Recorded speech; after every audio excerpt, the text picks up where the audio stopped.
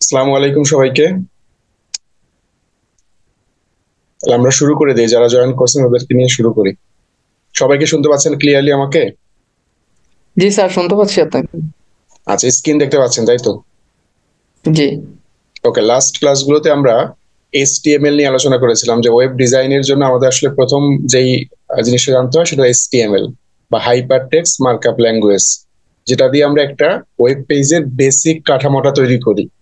যে ওয়েব পেজে যে জিনিসগুলো আমরা দেখি সেগুলো আসলে এইচটিএমএল এর মাধ্যমেই দেখতে পাই। ধরুন আমরা যদি চিন্তা করি, আমার ব্রাউজারে আমি যদি একটা পেজ ওপেন করি আবারও, ধরেন আমি এখানে টাইপ করলাম, আমরা ইউটিউব হয়তো সবাই দেখি কম বেশি, ইউটিউবটা ওপেন করলাম, তাহলে এই হচ্ছে আমাদের ইউটিউবের একটা উইন্ডো যেটা আমরা এখন দেখতে পাচ্ছি।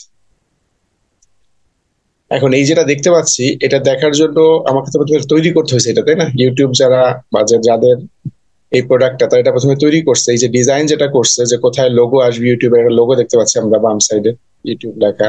দেন কিছু মেনু দেখতে পাচ্ছি, home, short, subscription, different different menu দেখা যাচ্ছে।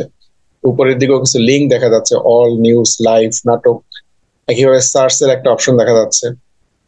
এরপরে কিছু ভিডিওর কন্টেন্ট দেওয়া আছে, আমরা ক্লিক করে করে ভিডিওগুলোকে প্লে করতে পারি। তাহলে এই হচ্ছে ইউটিউবের স্ট্রাকচার। এটা তৈরি করছে ইউটিউব যে আমরা এইভাবে করে একটা পেজকে শো করব, যেখানে একটা লোগো থাকবে, কিছু মেনু বার থাকবে, একটা সার্চ অপশন থাকবে যেখান থেকে ইউজার সার্চ করতে পারবে, এবং ডিফারেন্ট টাইপ অফ ভিডিও থাকবে। সিমিলারলি আমরা যদি প্রথম আলোতে ঢুকি, যে প্রথম আলোর ক্ষেত্রে একটা স্ট্রাকচার আছে যে প্রথম আলো আসলে কিভাবে জিনিসগুলো শো করতে চায়। প্রথম আলোর একটা লোগো আছে আমাদের একদম বাম পাশের কোনায়। তারপরে কিছু অপশন দেখতে পাচ্ছি, এখানে ছোট ছোট লিঙ্ক দেওয়া আছে, আমরা এখানে ক্লিক করে ওই ভিডিও গুলো দেখতে পারি। একইভাবে একটা ব্যানার দেখতে পাচ্ছি এখানে, এবং তার উপরে একটা আমাদের এটা বলে নেভিগেশন প্যানেল বলি, যেটা দিয়ে আমরা আসলে ডিফারেন্ট লিঙ্ক গুলো তৈরি করি। যে আমাদের যে ওই পেজে ডিফারেন্ট লিঙ্ক গুলো থাকে, সর্বশেষ, রাজনীতি, বাংলাদেশ, এগুলো ডিফারেন্ট লিঙ্ক, তো আমরা ক্লিক করে করে লিঙ্ক গুলোকে দেখতে পারি। একইভাবে সার্চ অপশন আছে এখানে, এবং নিচের দিকে অনেকগুলো সেকশন আছে। ধরেন এই যে আমরা যদি চিন্তা করি, এটা একটা সেকশন যেখানে অনেকগুলো নিউজ আছে। একটা এখানে নিউজ, এখানে নিউজ, এখানে নিউজ, আবার কিছু কিছু অ্যাডও আছে ভিতরের দিকে। এই সেকশনের পরে এই যে সেকশনটা দেখতে পাচ্ছি, এটা আরেকটা সেকশন, এখানে একটা অ্যাড দিছে সে আমাকে। প্রথমে কিছু নিউজ দেখাইছে আমাকে ডিফারেন্ট ডিফারেন্ট কলামে, নেক্সট একটা অ্যাড দিছে এটা, তাহলে এটা একটা সেকশন বলতে পারেন যেখানে একটা অ্যাড শো করতেছে। এরপরে আরেকটা সেকশন বলছে যেখানে ডিফারেন্ট ক্যাটাগরি বলছে, শিক্ষা, প্রযুক্তি, ধর্ম। এরপর আবার নিউজের জন্য আরেকটা প্যানেল তৈরি করছে। তাহলে এই প্রত্যেকটাকে আমরা বলতে পারি একটা সেকশন। তাহলে আপনি যখন একটা ওয়েব পেজ তৈরি করবেন, আপনাকেও কিন্তু আসলে এইভাবে একটা ডিজাইন করতে হবে যে আমি আমার ওয়েব পেজে জিনিসগুলো কিভাবে শো করতে চাই। সেক্ষেত্রে আমরা হয়তো প্রিভিয়াস যে ওয়েবসাইট গুলো আমরা ভিজিট করি, ওইগুলো থেকে আমরা কনসেপ্ট নিতে পারি যে আমি আসলে ওদের মতো করে বানাবো। ওইভাবে লোগো রাখবো, দেন হয়তো একটা নেভিগেশন প্যানেল রাখবো, দেন কিছু সেকশন ইউজ করব। তাহলে আমরা প্রতিনিয়ত যেহেতু অনেক ওয়েবসাইট দেখি, তাহলে আমরা ওইগুলো থেকে আইডিয়া নিতে পারি যে আসলে আমরা যখন ওয়েবসাইট তৈরি করবো তখন আসলে আইডিয়াটা কি হবে, মানে কিভাবে এটাকে সাজাবো। এখন সাজাইলে যেটা হচ্ছে যে আমরা তো এইচটিএমএল শুধু জানি, এখন যে এইচটিএমএল এর কিছু ট্যাগ আছে সেগুলো দিয়ে আমরা কি করতে পারি, এরকম লিঙ্ক তৈরি করতে পারি, যেটা আমরা দেখছিলাম অ্যাঙ্কর ট্যাগ দিয়ে লিঙ্ক তৈরি করা যায়। একইভাবে এই যে হেডিং গুলো, যে হেডিং দেওয়া আছে, এগুলো দেখার জন্য আমরা হয়তো H1, H2, H3 ধরনের হেডিং দেখছিলাম, যেটা দিয়ে হেডিং টেক্সট লেখা যায়। এবং দেখেন হেডিং এর উপরে মাউস নিয়ে গেলে একটা হাতের মতো দেখা যাচ্ছে, তার মানে হেডিং এর সাথে একটা লিঙ্ক করা আছে। আমরা যেমন লিঙ্ক দেখছিলাম যে ক্লিক করলে কোথাও যায়, এই হেডিং এর সাথে ওই অ্যাঙ্কর ট্যাগ দিয়ে লিঙ্ক করা আছে, যাতে ক্লিক করলে এই নিউজটাকে সে আমাকে ফুল পড়তে দেয়। একইভাবে দেখেন এখানে একটা ছবি দেওয়া আছে, তাহলে আমরা ছবিতে যদি মাউস নিয়ে দেখেন এখানেও লিঙ্ক আছে, তার মানে এখানে হাত দেখা যাচ্ছে। ছবিতে ক্লিক করলেও কিন্তু এই ছবিটা আমাকে হয়তো বড় করে দেখাবে, যেটা এখন আমাকে ছোট ফরম্যাটে দেখাচ্ছে, ক্লিক করলে এটা বড় ফর্মে দেখাবে। তার মানে লিঙ্কের কাজ কিন্তু এখানেও করছে সে, এটার ভিতরেও করছে। আবার এখানে কি সেটা হেডিং ইউজ করেছে, এখানে একটা সে পিকচার বা ইমেজ ইউজ করেছে, এরপর একটা প্যারাগ্রাফ ইউজ করছে। এই যে একটা প্যারাগ্রাফ, তো এটা একটা প্যারাগ্রাফ, আমরা প্যারাগ্রাফ ইউজ করে দেখছি। তাহলে আমরা যেই এলিমেন্ট গুলো দেখছি এটা দিয়েই কিন্তু এটা তৈরি করছে আসলে। বাট কোথায় কোনটা রাখবে সেটা আসলে হয়তো ডিফাইন করছে, যে আমরা আসলে এখানে এটা রাখবো, দেন ছবি দিব, দেন আমাদের হেডিং থাকবে, দেন প্যারাগ্রাফ থাকবে, এরপর হয়তো আবার আরেকটা সেকশন তৈরি করছে। তাহলে এরকম সেকশন ওয়াইজ সে আসলে পুরো ওয়েব পেজটাকে ডিজাইন করছে। এখন আমরা তো ডিজাইন পার্ট করলাম, এখন এই যে এই প্রথম আলোটা দেখতে যত সুন্দর লাগতেছে, এই লেখাগুলো যতটা সুন্দর আসতেছে, ব্যাকগ্রাউন্ড কালার আসতেছে, আমরা যখন তৈরি করছি এই গত 2-3টে ক্লাসে, আমাদের জিনিসগুলো এত সুন্দর আসে নাই। আমরা জাস্ট একটা হেডিং বানাইছি, বাট হেডিং এর লেখাটা কালো কালারে আসছে। বাট এখানে আমরা দেখবো যে কিছু কিছু ক্ষেত্রে যে এই লেখাটা লাল আসতেছে। এখানে যে কথাটা দেখতে পাচ্ছি লাল দেখতে পাচ্ছি, বাট আমাদের লেখাগুলো অলওয়েজ কি ব্ল্যাক কালারই আসতো। অথবা আমাদের লেখাগুলো একটা নির্দিষ্ট সাইজে আসতো, আমরা চাইলেও সাইজটাকে এর থেকে বেশি বড় করতে পারতাম না। আবার কোন একটা লেখা যদি মাঝখানে নিতে চাই সেটাও করতে পারতাম না, নর্মালি বাম দিক থেকে লেখাটা আসতো। তাহলে এরকম কিছু লিমিটেশন ছিল আমাদের। তাই সেই লিমিটেশন গুলোকে যদি আমরা ওভারকাম করতে চাই, তাহলে আমাদের কাজ হচ্ছে যে আমরা সিএসএস ইউজ করব। সিএসএস, তাহলে এইচটিএমএল এর সাথে আমরা সিএসএস নামে একটা টার্ম আজকে পরিচিত হব। যারা জানেন না যে সিএসএস ব্যাপারটা কি আসলে, আমি যদি সিএসএস একটা শিট ওপেন করি, তাহলে আমরা সিএসএস সম্পর্কে যদি জানবো, তাহলে সিএসএস যেই ব্যাপারটা আছে সিএসএস, তিনটা লেটার দিয়ে এটা তৈরি। এই সি, প্রথম সি দিয়ে আমরা মিন করতেছি ক্যাসকেডিং, নেক্সট এস দিয়ে মিন করতেছি স্টাইল, এবং নেক্সট এস দিয়ে মিন করতেছি শিট। তাহলে ক্যাসকেডিং স্টাইল শিট, তাহলে সিম্পলি ওয়েব পেজের কাঠামো তৈরি করার জন্য যেমন আমরা এইচটিএমএল ইউজ করি, এখন ওই কাঠামোগুলোকে বেটার ওয়েতে রিপ্রেজেন্ট করার জন্য, সুন্দরভাবে প্রদর্শন করার জন্য আমরা আসলে সিএসএস ইউজ করি। তার মানে সিএসএস আমাকে বলে যে আমাদের ওয়েব পেজের স্টাইলটা কেমন হবে, দেখতে কেমন হবে। তোমরা দেখবে কোন একটা ওয়েব পেজ যখন ঢুকবো, ব্যাকগ্রাউন্ড কালার দেখবেন হালকা নীল কালারের, কোথাও হয়তো লাল কালারের, কোথাও হয়তো ব্ল্যাক কালারের ব্যাকগ্রাউন্ড। এই যে কোন ওয়েবসাইটের ব্যাকগ্রাউন্ড কালারটা কিরকম হবে, কোন ওয়েবসাইটের ফন্ট কালার গুলো কিরকম হবে, কোন ওয়েবসাইটের ফন্ট সাইজ কত হবে, তাহলে এই সবগুলো আমরা ডিফাইন করব এই সিএসএস এর মাধ্যমে। তাহলে আমরা এতদিন এইচটিএমএল এর যে ট্যাগ গুলো দেখছি, এগুলোকে স্টাইল করার জন্য, এগুলো কেমন দেখাবে আসলে আমরা দেখাইতে চাই ইউজারকে, এই কাজটা করার জন্যই আমরা আসলে সিএসএস ইউজ করবো আজকে। যে কিভাবে সিএসএস ইউজ করে আমাদের এইচটিএমএল এর যে ট্যাগ গুলো ছিল এগুলোকে আরো বেটার হইতে ইউজারকে দেখানো যায়, যাতে ইউজার দেখে মোটামুটি তাকে জাস্ট একটু ভালো লাগে। নর্মালি আমরা এইচটিএমএল দিয়ে যখন লিখতাম খুব সুন্দর আসতো না, খাপসারা একটা মনে হতো যে জাস্ট কিছু লেখা আছে। বাট এটাকে যদি সুন্দর করে রিপ্রেজেন্ট করতে চাই, সেক্ষেত্রে আমাকে স্টাইলিং করার জন্য এই সিএসএস টা লাগবে। এখন সিএসএস আমরা লিখবো কিভাবে আসলে? তাহলে সিএসএস লেখার জন্য আমাদের এখানে একটা সিনটেক্স বলা আছে, এই সিনটেক্স ফলো করে আমাদের সিএসএস লিখতে হবে। তার আগে আমরা সিএসএস কিভাবে লিখবো, কোথায় লিখবো, সেইটা আমরা একটু দেখি। তাহলে আমরা গত দুইটা ক্লাসে যেটা করেছিলাম, যে আমরা ভিএস কোড নিয়ে কথা বলেছিলাম, মনে আছে না আপনাদের? VS code, Visual Studio code, যেখানে আমরা কোড লিখতাম। তাহলে আমি যদি ভিএস কোডটাকে ওপেন করি, আমার যেটাকে আমরা বলছিলাম হচ্ছে একটা আইডি, যেখানে আমরা কি করতে পারি, একটা কোড লিখতে পারি। সেটা হচ্ছে সিএসএস এর কোডও আমরা ভিএস কোড দিয়ে লিখতে পারবো। আমরা যেমন এইচটিএমএল এর কোড লিখেছিলাম, একইভাবে জাভা স্ক্রিপ্ট, পিএইচপি, যত ল্যাঙ্গুয়েজ আছে অলমোস্ট সব ল্যাঙ্গুয়েজের কোডই আসলে ভিএস কোড দিয়ে লেখা যায়। আপনি পাইথনের কোড চাইলেও সেটা এখান থেকে লিখতে পারবেন। তার মানে এটা একটা কোড এডিটর, যেখানে আমরা চাইলে কোন একটা প্রোগ্রামিং ল্যাঙ্গুয়েজের জন্য কোড লিখতে পারবো। তাহলে আমার হচ্ছে এই ভিএস কোডের উইন্ডো চলে আসছে। এখন আমাদের গত ক্লাসগুলোতে যে ফোল্ডারটা আমরা মেনটেন করছিলাম, আমার ডেস্কটপে একটা ফোল্ডার ছিল, ওই ফোল্ডারটাকে আমরা ইউজ করতাম। তো আমি ওই ফোল্ডারটাকে এখন ইউজ করতে চাই, সেক্ষেত্রে আমরা খুব সিম্পলি ফাইল থেকে যে এই যেখানে অপশন আছে ওপেন ফোল্ডার, জাস্ট ওপেন ফোল্ডারে ক্লিক করে আমি আমার ফোল্ডারটাকে শো করবো যেটা কোথায় ছিল।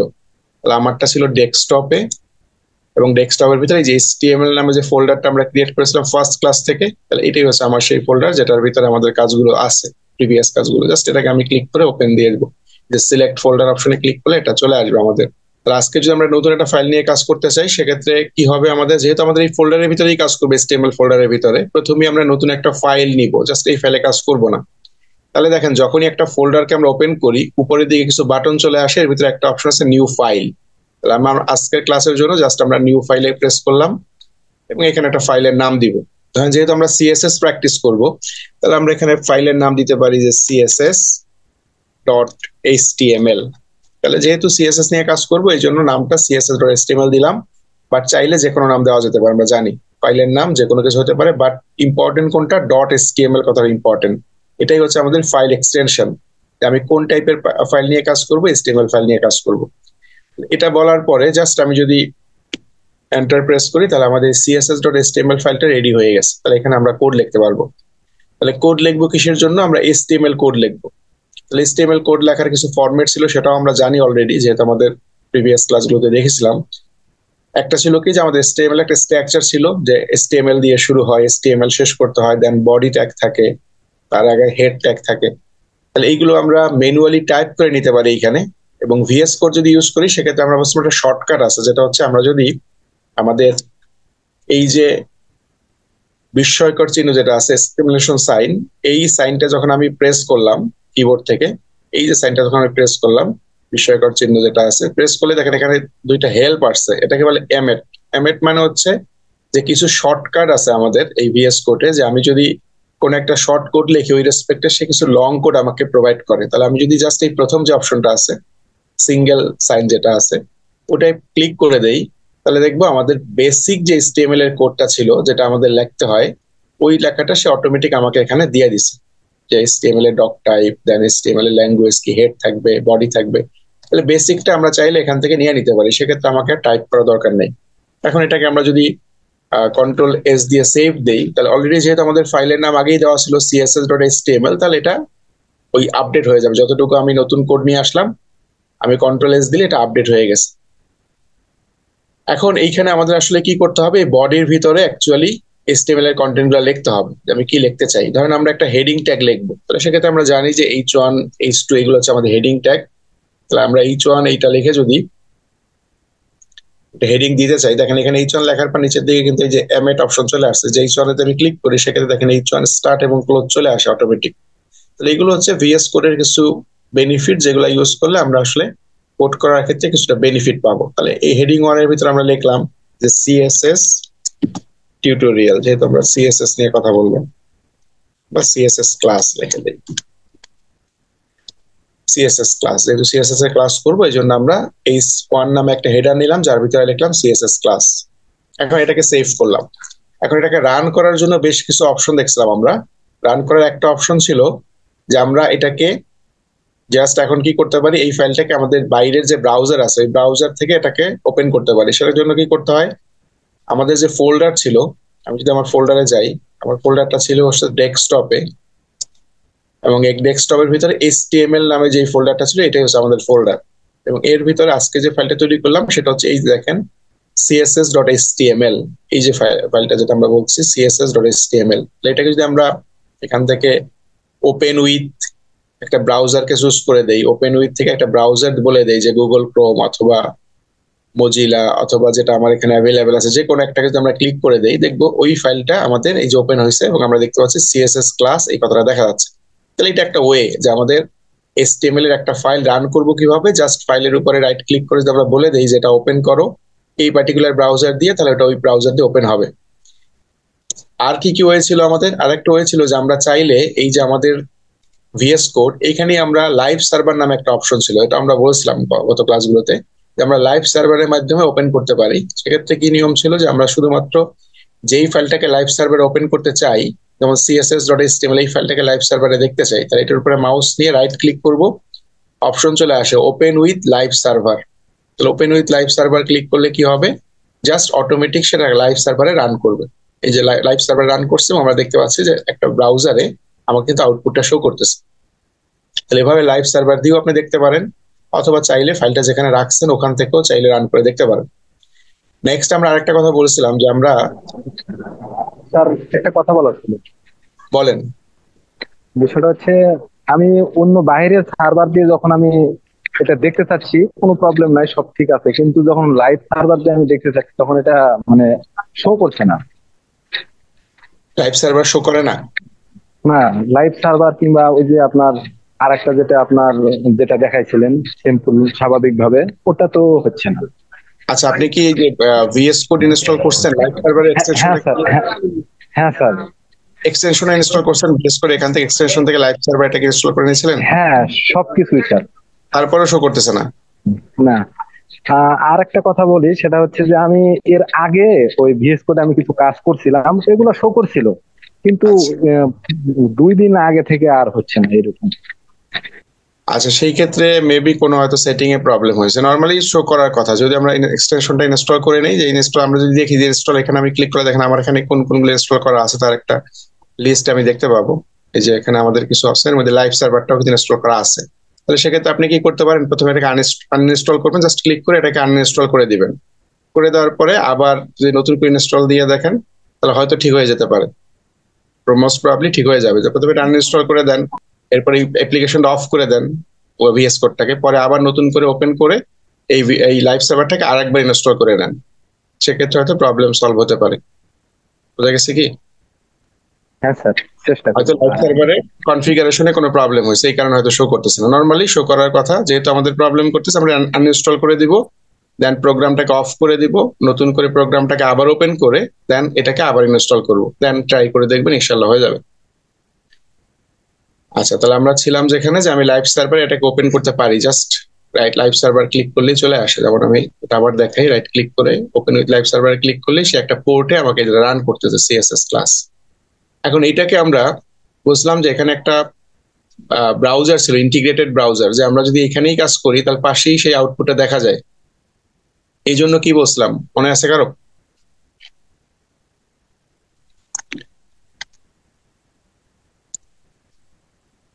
বলতে পারবেন?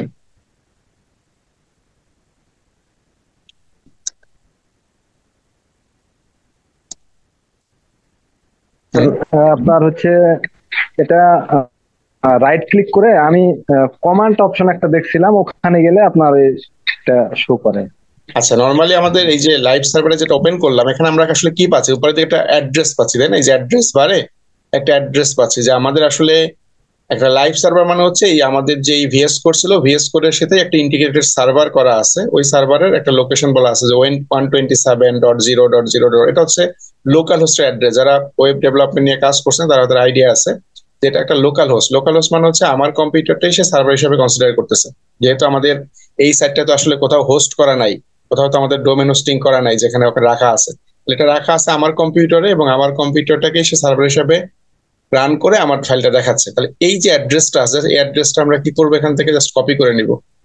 এই অ্যাড্রেসটা আমি কপি করে নিলাম, যে এই অ্যাড্রেসটা আমার লাগবে, কপি করলাম। কপি করার পরে জাস্ট আমাদের কি হবে, আমাদের যেই সিএসএস যেখানে আমরা লিখতেছিলাম আমাদের ভিএস কোডে, এইখানে আমরা যদি কিবোর্ড থেকে কন্ট্রোল শিফট এবং পি প্রেস করি, কন্ট্রোল শিফট পি, তাহলে এখানে একটা কমান্ড উইন্ডো আসে। এবং এখান থেকে আমরা বলেছিলাম যে সিম্পল ব্রাউজার নামে একটা অপশন আছে, সিম্পল ব্রাউজার শো, এই যে অপশনটা, এই সিম্পল ব্রাউজার শোতে গেলে এই যে এখানে আমাদের http://clone.example.com, এখানে আমাদের অ্যাড্রেস দেওয়ার জায়গা আছে। তাহলে আমি যদি আমার ওয়েব অ্যাড্রেসটা এখানে পেস্ট করে দেই, যেটাকে আমরা আমাদের লাইভ সার্ভার থেকে কপি করলাম, দেন আমি একটা এন্টার প্রেস করলে আমার সিম্পল ব্রাউজারটা কিন্তু এখানে শো করতেছে। তাহলে মেইন কথা ছিল যে আমরা চাচ্ছি যে আমাদের কোডটা এখানে যারা চেঞ্জ করবো, সাথে সাথে আমি আউটপুট যাতে দেখতে পাই, তাতে আমাকে নতুন করে আবার লাইভ সার্ভার রান করা দরকার নাই, অথবা নতুন ব্রাউজারে যাওয়া দরকার নাই। তাহলে সেক্ষেত্রে এটাকে আমরা আরেকটা কাজ করেছিলাম, যেটাকে পাশাপাশি নিয়ে আসছিলাম। তাহলে এই জন্য জাস্ট সিম্পল ব্রাউজার লেখার উপর রাইট ক্লিক করলাম, এবং স্প্লিট রাইট নামে একটা অপশন ছিল, স্প্লিট রাইট প্রেস করে দিব। এরপরে আমরা এই যেটাকে সিম্পল ব্রাউজারটাকে টেনে এনে রাইট সাইডে আমরা বসাই দিব, এবং ডান দিকে যে ফাঁকা জায়গাটা আছে এটাকে ক্লোজ করে দিলে দেখবো যে দুইটা আসলে সাইড বাই সাইড এখন দেখা যায়। তাহলে এটুকুই আমাদের কাজ ছিল, যে আমরা আসলে দুইটা জিনিসকে পাশাপাশি দেখতে চাচ্ছিলাম, যে একটা হচ্ছে আমাদের কোড যেখানে আমি লিখবো, আর একটা জায়গায় আমরা আউটপুটটা দেখবো, যে এখানে কোনো চেঞ্জ করলে এখানে এখানে সেটা রিফ্লেক্ট করে কিনা। তাহলে আমাদের আসলে সুবিধা হবে, যেহেতু আমরা সিএসএস এ কিছু কালার চেঞ্জ করবো বা ডিফারেন্ট অপশন গুলো দেখবো, যখনই আমরা এখানে কোডে ওই জিনিসটা বলবো, যখন সেভ করে দেবো দেখবো অটোমেটিক এটা এখানে আপডেট করতেছে। এই জন্যই আসলে পাশাপাশি নিয়ে আসা। বাট আগে নিয়মে করলেও কোনো সমস্যা নাই, কেউ যদি নর্মাল ব্রাউজার দিয়েও দেখেন একই জিনিস, কোনো সমস্যা নেই। তাহলে এখন কাজ ছিল যে আমাদের যে H1 নামে যে ট্যাগটা ছিল সিএসএস ক্লাস বলা, এই ট্যাগটাকে এখন আমরা কি করতে চাই, এটাকে একটা সিএসএস দিয়ে স্টাইল করতে চাই। এখন স্টাইল বলতে আমরা বলতেছিলাম যে এটাকে একটা কালার চেঞ্জ করতে পারি, এটার একটা স্পেসিফিক সাইজ দিতে পারি, তাহলে এইগুলোকেই বলছিলাম স্টাইলিং করা বা এটাকে স্টাইল করা। এখন স্টাইল কি কিভাবে করা যায়? তাহলে সিএসএস স্টাইল করার জন্য আমাদের তিনটা নিয়ম আছে, তিন ভাবে সিএসএস এর স্টাইলিং করা যায়। একটাকে আমরা বলি ইনলাইন স্টাইল। ইনলাইন ইনলাইন ব্যাপারটা হচ্ছে যে কোনো একটা ট্যাগ, যেমন এই যে H1 একটা ট্যাগ, বলছিলাম না যে এগুলো ট্যাগ বলে, H1 একটা ট্যাগ, পি একটা ট্যাগ। H1 যে শুরু হলো, মাঝখানে কিছু কন্টেইন আছে, এবং H1 শেষ হলো, এই পুরাটাকে কি বলে কারো মনে আছে? এই পুরা জিনিসটার কি নাম? শুরুর ট্যাগ, ভিতরের কন্টেইন এবং এন্ড ট্যাগ, এই পুরাটা মিলাই কি বলে এটার নাম?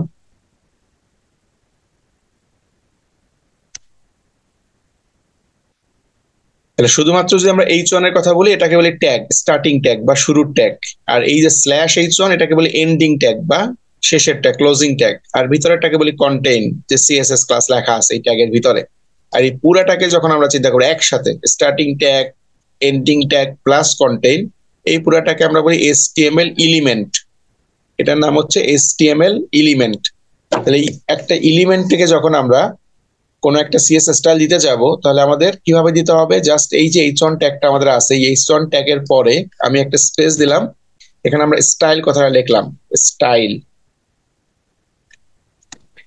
তাহলে এই স্টাইলটা হচ্ছে একটা অ্যাট্রিবিউটস। আমরা বলেছিলাম যে প্রত্যেকটা ট্যাগের সাথে আমরা কিছু অ্যাট্রিবিউটস ইউজ করতে পারি। আমরা এর আগে ইউজ করেছিলাম অনেকগুলো অ্যাট্রিবিউটস, হাইড উইথ ইউজ করছিলাম ছবির ক্ষেত্রে, ইমেজের ক্ষেত্রে সোর্স ইউজ করতাম, লিঙ্কের ক্ষেত্রে এইচআরইএফ ইউজ করতাম। তাহলে এরকম স্টাইল হচ্ছে কি একটা অ্যাট্রিবিউটস, যেটা কার জন্য দিয়েছি? আমি এইচ1 এর জন্য দিয়েছি। তাহলে এই স্টাইল কথা লেখার পরে আমরা একটা সমান চিহ্ন দিব এবং তারপরে বলে দিব যে এটার জন্য কোন ধরনের স্টাইল চাই। তাহলে এখানে স্টাইল বলার নিয়ম কি? স্টাইল বলার জন্য আমাকে দুইটা জিনিস বলতে হবে। একটা হচ্ছে বলতে হবে প্রপার্টি, আর একটাকে বলে ভ্যালু। তাহলে আমি যদি আমার পেজটা একটু দেখাই, যে স্টাইল বলার জন্য নিয়ম হচ্ছে আমাকে প্রথমে বলতে হবে প্রপার্টি কি, মানে কি করতে চাই। আমি কি কালার চেঞ্জ করতে চাই, তাহলে প্রপার্টির নাম তখন বলতে হবে কালার। আমি কি লেখার সাইজ বড় করতে চাই, তাহলে লিখতে হবে আমাকে ফন্ট সাইজ।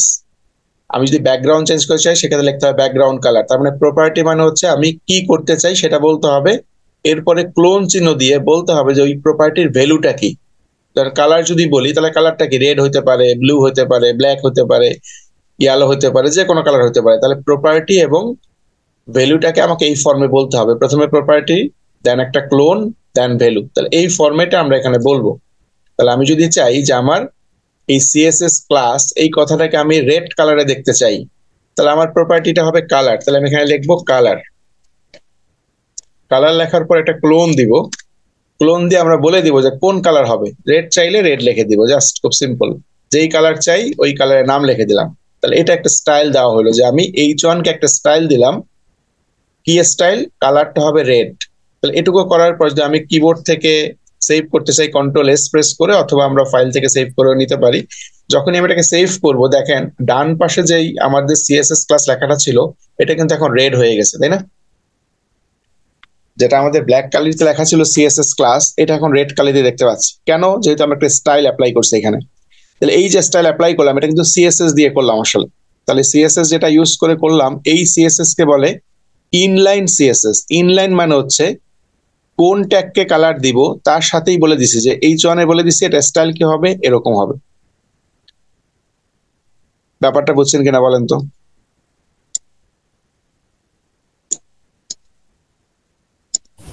জি স্যার, বুঝছি স্যার। তাহলে আমি যদি এটাকে কপি করে নিচে নিয়ে আসি, কন্ট্রোল সি কন্ট্রোল ভি করে, দেন আমি যদি নিচেরটার জন্য কালার চেঞ্জ করতে চাই, তাহলে রেডের পরিবর্তে আমরা যদি অন্য কালার ইউজ করি, এখানে রেডের পরিবর্তে বললাম এটা হবে গ্রিন কালার, তাহলে দেখবেন আমাকে গ্রিন কালারে শো করবে। আমি যেটা সেভ করি কন্ট্রোল এস দিয়ে, দেখবেন যে সিএসএস ক্লাসের নিচে আর একটা চলে আসছে সিএসএস ক্লাস, বাট সেটা গ্রিন কালার দিয়ে শো করতেছে। তাহলে আমি এরকম একটা এলিমেন্টকে যখন আমরা কোনো একটা কালার দিব, যেমন এইচ1 কে আমরা কালার দিলাম প্রথমটার জন্য রেড, দ্বিতীয়টার জন্য গ্রিন, অথবা একটার জন্য ব্লু, তাহলে এই ক্ষেত্রে এই যে স্টাইল ফলো করলাম, এটার নাম হচ্ছে ইনলাইন সিএসএস। ইনলাইন মানে হচ্ছে ট্যাগের সাথেই বলে দেওয়া যে তার স্টাইলটা কি হবে, ট্যাগের সাথে সাথেই বলে দেওয়া যে তার স্টাইলটা কি হবে। এটাই হচ্ছে ইনলাইন সিএসএস এর কনসেপ্ট। এখন ইনলাইন করলে যে ব্যাপারটা হচ্ছে, আমার একটা, দেখেন আমি যদি এরকম হয় যে আমার অনেকগুলো ট্যাগ আছে, আমি সবগুলো ট্যাগের ক্ষেত্রেই কি করতে চাই, এইচ1 ট্যাগ ধরেন আমার 10টা আছে, তাহলে প্রত্যেকটার জন্য আমাকে আলাদা আলাদা স্টাইল বলতে হচ্ছে না? যদি সবগুলোই লাল চাই, তারপরে কিন্তু আমাকে প্রথমটার জন্য বলতে হচ্ছে কালার রেড, দ্বিতীয়টা কি কালার রেড বলতে হতো না? এখানে আবার চিন্তা করেন তো, এখানে আমাকে রেড বলতে হতো, যে দ্বিতীয়টাও রেড চাই, তার মানে এখানে আবার বলতে হতো দ্বিতীয়টাও রেড। পরে যদি আরেকটা থাকতো, ওটাকেও বলতে হতো কালার রেড। একই রকম কালার চাচ্ছি, বাট আমাকে প্রত্যেকটার সাথে সাথে বলে দিতে হচ্ছে যে স্টাইলটা কি হবে। এই প্রবলেম থেকে আমরা যদি মানে এটা থেকে যদি আমরা রেস্কিউ করতে চাই, তাহলে সেক্ষেত্রে কি করব আমরা, যে আমরা এই ইনলাইন সিএসএস তখন আর ইউজ করব না। তখন আমরা যেটা ইউজ করবো সেটাকে বলে ইন্টারনাল সিএসএস। তাহলে সিএসএস ইউজ করার 3টা নিয়ম। একটা নাম হচ্ছে ইনলাইন, যেটা হচ্ছে ট্যাগের সাথে বলে দেওয়া স্টাইল দিয়ে যে কোন স্টাইল হবে। আর একটা নাম হচ্ছে ইন্টারনাল সিএসএস, এবং লাস্ট যে সিএসএসটা আমরা পপুলারলি ইউজ করি আসলে, যেটা ইন্ডাস্ট্রিতে ইউজ হয়, যারা মানে আমরা প্রফেশনালি যারা ওয়েব ডেভেলপ করে, তারা আসলে যে স্টাইলটা ফলো করে এটাকে বলে হচ্ছে এক্সটার্নাল সিএসএস। এক্সটার্নাল সিএসএস মানে হচ্ছে সিএসএস জন্য আলাদা একটা ফাইল তৈরি করি আমরা, ওই ফাইলের ভিতরে সিএসএস এর কোডগুলো থাকে, দেন ওই ফাইলটাকে আমরা এই এইচটিএমএল ফাইলের সাথে লিঙ্ক আপ করে দেই। তার মানে হচ্ছে ওই ফাইলে যখনই কোনো চেঞ্জ করব, অটোমেটিক আমার ওয়েব পেজের চেহারা চেঞ্জ হয়ে যাবে। এটাই হচ্ছে আমাদের এক্সটার্নাল সিএসএস এর কনসেপ্ট। ওইটাই আমরা ফলো করি অ্যাকচুয়ালি, বাট যেহেতু আমরা শুরু করছি আমরা সবগুলো স্টাইল নিয়ে কথা বলতেছি। তাহলে ইনলাইন যখন ইউজ করতে হবে তখন আপনি এইভাবে করে ট্যাগের সামনে বলে দিবেন যে স্টাইল কি হবে, তাহলে ওই স্টাইলটা সে হবে। যদি একটা প্যারাগ্রাফকে করতে চাইতাম তাহলে আমাদের কি হতো, সেম কনসেপ্ট, যে আমি এটাকে প্যারাগ্রাফ বানাই দিই, দ্বিতীয়টাকে এটাকে বললাম পি। তার মানে এক্ষেত্রেও কি আমি চাচ্ছি কালার হয়তো রেড না হয় অন্য কালার, তাহলে সেখানে দেখেন এই যে যখন আমরা ভিএস কোড ইউজ করি, যেখানে কালার যে দেখতে পাচ্ছি আমরা ছোট্ট একটা স্কোয়ার টাইপের কালার অপশন, এটার উপরে যখন মাউস নিয়ে যাই দেখেন আমাদের একটা কালার চুজের অপশন চলে আসছে। আমাদের আমি যদি চাই রেড কালার না নিয়ে অন্য কালার নিতে তাও কিন্তু পারবো, যে আমরা হালকা রেড কালার নিব অথবা রেডই নিব না, অন্য ব্লু কালার নিব, রেড গ্রিন কালার নিব, যে কোনো কালার কিন্তু আমরা এখান থেকে পিক করতে পারবো। তাহলে এই সুবিধাটা আমরা পাবো কখন, যখন আমরা ভিএস কোড ইউজ করবো। বাট যদি আমরা ভিএস কোড ইউজ না করে নর্মাল টেক্সট এডিটর ইউজ করতাম সেক্ষেত্রে কিন্তু এই বেনিফিট পাওয়া যেত না। তাহলে এখন আমরা যদি অন্য কালার এখান থেকে দিয়ে দেই, এন্টার দিলে দেখবো ওই কালারটাই আসলে কিন্তু আমাকে অ্যাপ্লাই হয়ে যাবে। তাহলে এভাবে করেও আমরা চাইলে কালার চেঞ্জ করতে পারি। তাহলে যখনই কালার চেঞ্জ করলাম, একটু যদি খেয়াল করি, কালার যখন চেঞ্জ করলাম কালারের কিন্তু নাম চেঞ্জ হয়ে গেছে। আগে যেমন রেড গ্রিন ছিল, বাট এখন কিন্তু রেড গ্রিন নাই। এখন কি আছে দেখেন তো একটু, এখানে লেখা আছে RGB। এখানে দেখতে পাচ্ছি আমরা লেখা আছে RGB, এরপরে ব্রাকেট দিয়ে ভিতরে তিনটা ভ্যালু দেওয়া আছে। প্রথমটা লেখা আছে 86 আমার ক্ষেত্রে, এরপরে লেখা আছে 238 এবং তারপর একটা 16। তাহলে এই ব্যাপারটাকে, এটা নিয়েও আমরা কথা বলবো, যেটা আসলে কালারের একটা কোড, যে আমরা এইভাবেও করেও কালার দিতে পারি। তাহলে নর্মালি আমরা দেখলাম যে কোনো একটা সিএসএস যদি আমরা ইউজ করতে চাই কোনো একটা HTML ট্যাগের উপরে, তাহলে আমরা ওই ট্যাগের সামনে স্টাইল ট্যাগ দিয়ে বলে দিতে পারি যে তার স্টাইলটা কি হবে।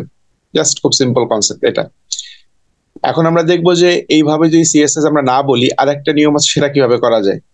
তাহলে ওইটা করার জন্য আমাদের যে হেড ট্যাগ আছে, একটু দেখেন যে হেড শুরু এবং হেড শেষ বলতে একটা ট্যাগ ছিল আমাদের, যার ভিতরে আমরা মেটা এবং টাইটেল নামে দুইটা ট্যাগ দেখতে পাচ্ছি, মেটা ট্যাগ এবং টাইটেল ট্যাগ। তাহলে এই টাইটেলের নিচে এইখানে যদি আমরা জাস্ট কি করি, একটা ট্যাগ লিখবো নতুন, যেটা নাম হচ্ছে স্টাইল ট্যাগ। তো আমি এখানে লিখতেছি স্টাইল। তাহলে এই যে স্টাইলটা লিখলাম এটা কিন্তু একটা ট্যাগ, কিন্তু এই যে H1 এর সামনে যে স্টাইলটা লিখলাম এটা কিন্তু একটা অ্যাট্রিবিউটস। তাহলে দুইটার নামই স্টাইল।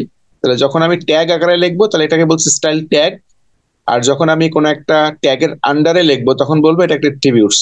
তাহলে যখন ইনলাইন সিএসএস ইউজ করি সেক্ষেত্রে স্টাইলটা একটা অ্যাট্রিবিউটস, আর যখন আমরা ইন্টারনাল সিএসএস ইউজ করি সেক্ষেত্রে স্টাইলটা একটা ট্যাগ হিসাবে ইউজ হচ্ছে এখানে। তাহলে এটা কোথায় লিখতে হবে, অবশ্যই আমাকে হেডের ভিতরে লিখতে হবে। তাহলে হেডের যে ট্যাগটা ছিল আমাদের শুরু এবং শেষ, এর মধ্যে আমাকে লিখতে হবে স্টাইলটা। তাহলে স্টাইলের ভিতরে আমি যে স্টাইল দিয়ে দিব ওটাই কিন্তু আমার এখানে অ্যাপ্লাই হবে। ধরেন আমি এখান থেকে স্টাইলগুলো মুছে দেই, এই যে স্টাইলগুলো আমাকে দিয়েছিলাম H1 এবং SP তে, এটা আমি ডিলিট করে দিচ্ছি। যে H1 এরটাও মুছে দিলাম, অ্যাজ ওয়েল অ্যাজ পি এর ক্ষেত্রে যে স্টাইল ছিল এটা মুছে দিলাম।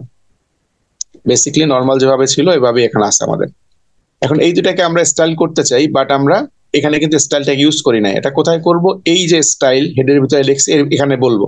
তাহলে এইখানে যদি স্টাইল বলতে হয় তাহলে এখানে বলবো কিভাবে, তাহলে এখানে বলার নিয়ম হচ্ছে এই যে সিনট্যাক্সটা দেখতে পাচ্ছেন এখানে, এটা ফলো করতে হবে। তখন প্রথমেই যেটা বলা আছে সিলেক্টর। সিলেক্টর মানে হচ্ছে আমি কাকে স্টাইল করব সেটা প্রথমে আমাকে বলে দিতে হবে।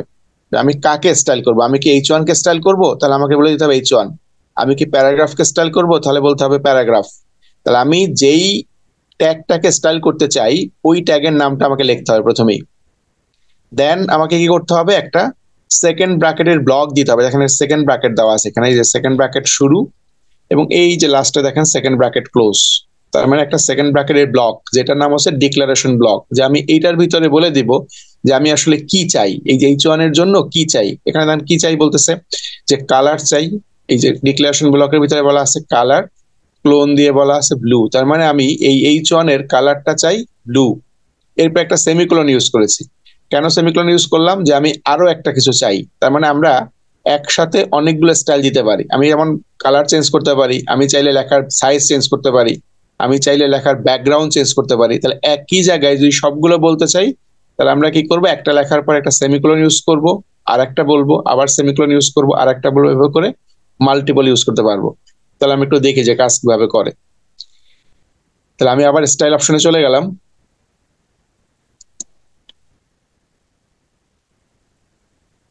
স্টাইল অপশনে যাওয়ার পরে এইখানে আমাকে লিখতে হবে যে আমি কোন ট্যাগের জন্য স্টাইল করতে চাই। তাহলে আমাদের বলছিলাম যে সিনট্যাক্স ছিল কি, প্রথমে আমাদের ট্যাগের নাম লিখতে হবে। তাহলে আমি যেহেতু H1 এর জন্য করব তাহলে প্রথমেই লিখলাম H1।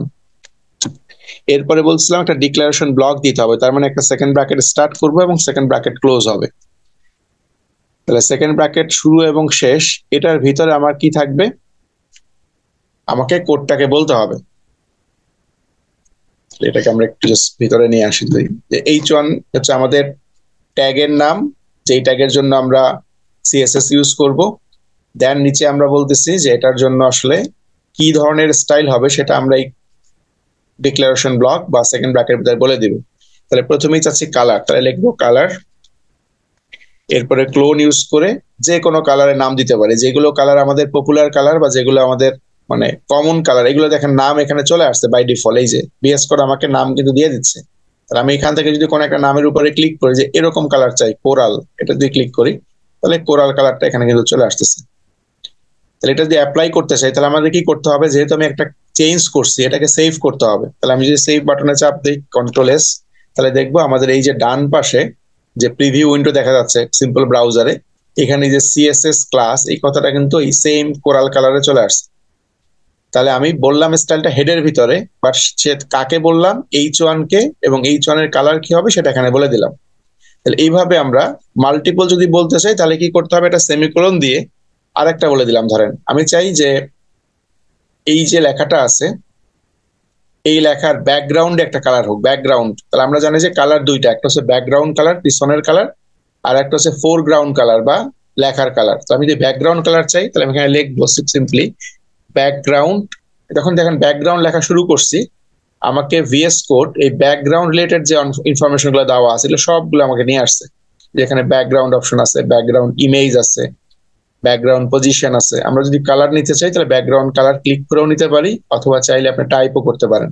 তাহলে এখান থেকে ব্যাকগ্রাউন্ড কালারে প্রেস করলাম। একইভাবে এখানে দেখেন সমস্ত কালার গুলো চলে আসছে। এখন ব্যাকগ্রাউন্ড কালার কি দিতে চাই সেটা এখান থেকে বলে দিব। তাহলে আমি যদি বলি যে ব্যাকগ্রাউন্ড কালারটা হবে গ্রে কালার, তাহলে এখানে লিখে দিতে পারি গ্রে, অথবা এখান থেকে আমরা চুজ করবো যে কোনটা ব্যাকগ্রাউন্ড চাই। তাহলে আমি একটা ধরেন একটু লাইট কালারের একটা ব্যাকগ্রাউন্ড এখান থেকে চুজ করলাম, ধরেন এরকম গোল্ডেন কালারটা নিব, গোল্ডেন কালার বোঝা যাবে না, গ্রে নিব। তাহলে গ্রেটা প্রেস করলাম। তাহলে ব্যাকগ্রাউন্ড গ্রে দেওয়ার পরে এখন যদি আমি সেভ করি, সেভ করার নিয়ম ছিল কন্ট্রোল S, তাহলে দেখবেন ওই যে সিএসএস ক্লাস নামে যে লেখাটা আমাদের ছিল হেডিং এর ভিতরে, ওটার একটা ব্যাকগ্রাউন্ড চলে আসছে। তাহলে ওই হেডিংটার একটা ব্যাকগ্রাউন্ড আসছে যেটা গ্রে কালার দিয়ে। তাহলে এটা হচ্ছে দেখেন আমি H1 ট্যাগটাকে সিলেক্ট করে বললাম যে তার কালারটা চাই কোরাল, তাহলে আমাদের তার কালার কোরাল হয়ে গেছে, মানে এই কালারটা হয়ে গেছে। একইভাবে বললাম ব্যাকগ্রাউন্ড কালার চাই গ্রে, দেখবেন যে ওটার ব্যাকগ্রাউন্ডে গ্রে হয়ে গেছে। তাহলে খুব সিম্পলি আমরা চাইলেই কোনো একটা ট্যাগকে এভাবে করে কালার দিতে পারি। সিমিলারলি যদি প্যারাগ্রাফকে চাইতাম তাহলে একই কাজ করতাম, যেখানে বলতাম এই স্টাইল স্টাইল ট্যাগের ভিতরে আমরা প্যারাগ্রাফের জন্য লিখতাম কি প্রথমে P, তাহলে এটাকে বলছি সিলেক্টর, যে কার জন্য করতে চাই, প্যারাগ্রাফের জন্য। এরপর একটা সেকেন্ড ব্র্যাকেটের ডিক্লারেশন ব্লকের ভিতরে বলবো কি করতে চাই। প্রথমে যদি কালার চেঞ্জ করে চাই তাহলে একই জিনিস, প্রথমে কালার লিখবো, ক্লোন দিয়ে হয়তো বলে দিলাম যে কালার চাই রেড, তাহলে লিখে দিলাম রেড, অথবা এখান থেকেও কালার চুজ করতে পারি। শুধুমাত্র কালারটাই দিয়ে দেখি হয় কিনা। এটাকে সেভ করলাম, দেখবেন যে কালারটা কিন্তু রেড হয়ে গেছে। সিএসএস ক্লাস এই কথাটা কিন্তু আমরা এখানে রেড কালারে দেখতে পাচ্ছি। এখন যদি আমরা আরো কিছু জিনিস অ্যাপ্লাই করতে চাই, সেগুলো কিভাবে করব। ধরেন আমি চাই এই লেখাটার সাইজ একটু বড় হবে, নর্মালি সাইজ যেটা দেওয়া আছে এটা ছোট সাইজ, বাট আমরা যদি সাইজ বড় করতে চাই সেটাও কিন্তু আমাদের সিএসএস প্রপার্টি দিয়ে করতে পারবো। তাহলে আমরা এখানে সাইজ বড় করার জন্য জাস্ট এই কালার রেড এর পরে আমি যদি লিখে দিই ফন্ট, ফন্ট লেখার পর একটা হাইপেন দিলে দেখেন অনেকগুলো অপশন আছে ফন্টের ক্ষেত্রে। ফন্ট সাইজ নামে একটা অপশন আছে, তাহলে এই সাইজ অপশনটা আমরা ইউজ করবো, ফন্ট সাইজ। এই ফন্ট সাইজ দেওয়ার পরে তাহলে ফন্ট সাইজ ব্যাপারটা কি, এটা হচ্ছে প্রপার্টি। আমরা বলছিলাম যে সিএসএস এর ক্ষেত্রে বলার নিয়ম হচ্ছে প্রথমে বলতে হবে সিলেক্টর কার জন্য করব, এরপর বলতে হবে প্রপার্টি কি, ভ্যালু কি, আবার একটা প্রপার্টি কি, ভ্যালু কি, এই ফরম্যাটে বলতে হবে। তাহলে ফন্ট সাইজটা হচ্ছে একটা প্রপার্টি, যে আমি ফন্টের সাইজ চেঞ্জ করতে চাই, এখন কত চাই। ধরেন ফন্টের সাইজ চেঞ্জ করে বললাম যে আমি চাই হচ্ছে এটা হবে 60 পিক্সেল, তাহলে আমি লিখে দেবো 60px, এটা মানে হচ্ছে 60 পিক্সেল সাইজ হবে। এখন যদি সেভ দেই তাহলে দেখবেন এই যে সিএসএস ক্লাস এই লেখাটা কিন্তু অনেক বড় হয়ে গেছে, যেহেতু 60 পিক্সেল দেওয়া হয়েছে, এটা কিন্তু অনেক বড় আকারে শো করতেছে, তাই না।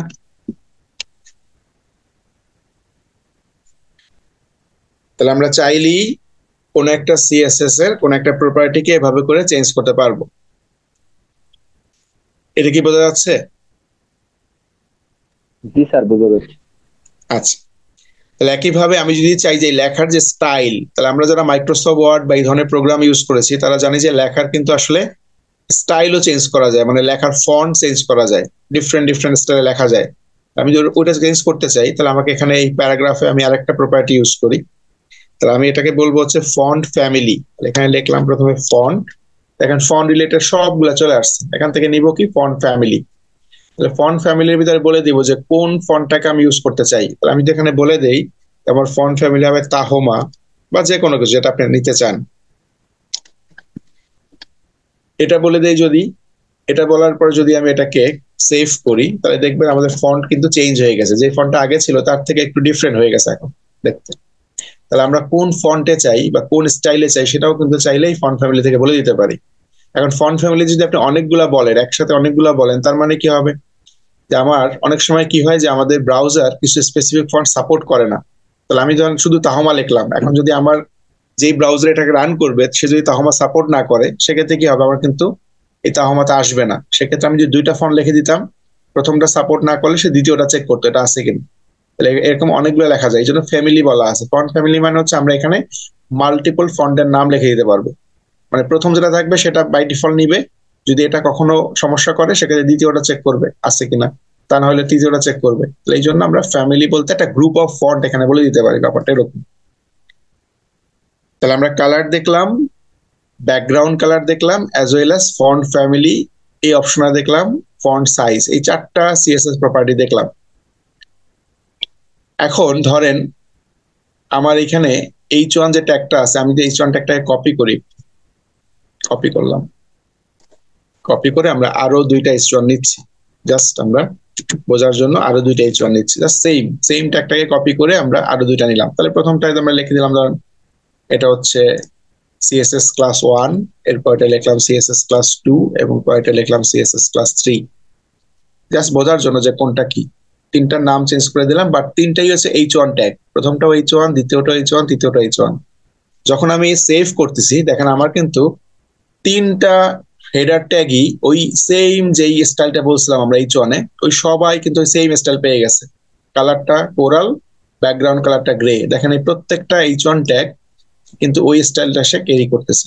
তাহলে আমি আমার এই ওয়েব পেজে বা ওয়েবসাইটে যতগুলো H1 ট্যাগ লিখবো সবগুলো H1 ট্যাগ কিন্তু এই স্টাইলটা ফলো করবে, যে স্টাইলটা এখানে বলা আছে। বোঝা গেছে কি? তাহলে কোন একটা স্টাইল যদি আমরা স্টাইল ট্যাগের ভিতরে বলে দেই, তার মানে হচ্ছে ওই ট্যাগ যতবার ইউজ করব আমি আমার পেজে ততবারই সে ওই স্টাইলটাকে সে পেয়ে যাবে। এখন এটা অনেক সময় সুবিধা হতে পারে, অনেক সময় প্রবলেমও করতে পারে, আপনার মনে হতে পারে এটা প্রবলেম। সুবিধা কখন, যখন আমরা আসলে একই রকম চাই তখন সুবিধা, যে আমরা একবার লিখলাম আমাকে বারবার লিখতে হচ্ছে না, যেটা ইনলাইনে করতে হতো যে প্রত্যেকটার সাথে লিখে দিতে হতো যে এটার স্টাইল কিরকম হবে, সাইজ কিরকম হবে, কালার কিরকম হবে। বাট ইন্টারনালে কি হচ্ছে, আমি এখানে একবার লিখতেছি শুধু H1 এর কালার কি হবে, ব্যাকগ্রাউন্ড কি হবে। এখন যতবার H1 ইউজ করব ততবারই এটা অটোমেটিক সে পেয়ে যাবে। এখন যদি আপনার মনে হয় যে আমার H1 ট্যাগ তিনটা আছে বাট আমি তিনটার জন্য তিন রকম কালার চাই, এরকম হতে পারে কিনা বলেন তো? যে আমি তিনটা H1 ট্যাগ আছে বাট তিনটার জন্য কালার চাই তিন রকম, একরকম না, যে তিনটাই যে কোরাল হবে এরকম না, তিনটার জন্য ডিফারেন্ট ডিফারেন্ট কালার চাই। যে প্রথমটা চাই হয়তো রেড কালারে থাকুক, দ্বিতীয়টা হয়তো ব্লু কালারে থাকুক, তারপরটা হয়তো আমাদের গ্রিন কালারে থাকুক, তিনটা তিন রকম কালারে দেখতে চাই, সেটা কিন্তু এখানে পসিবল হচ্ছে না। তাহলে এই ক্ষেত্রে আমাদের কি করতে হবে, আমাদের আর একটা ব্যাপার এখানে অ্যাড করতে হবে, যেটা কিরকম, যে সিএসএস কে সিলেক্ট করার জন্য আমরা এখানে কি ইউজ করছিলাম বলেন তো? এই যে H1 এটা কি জিনিস ছিল? এটা ছিল ট্যাগের নাম।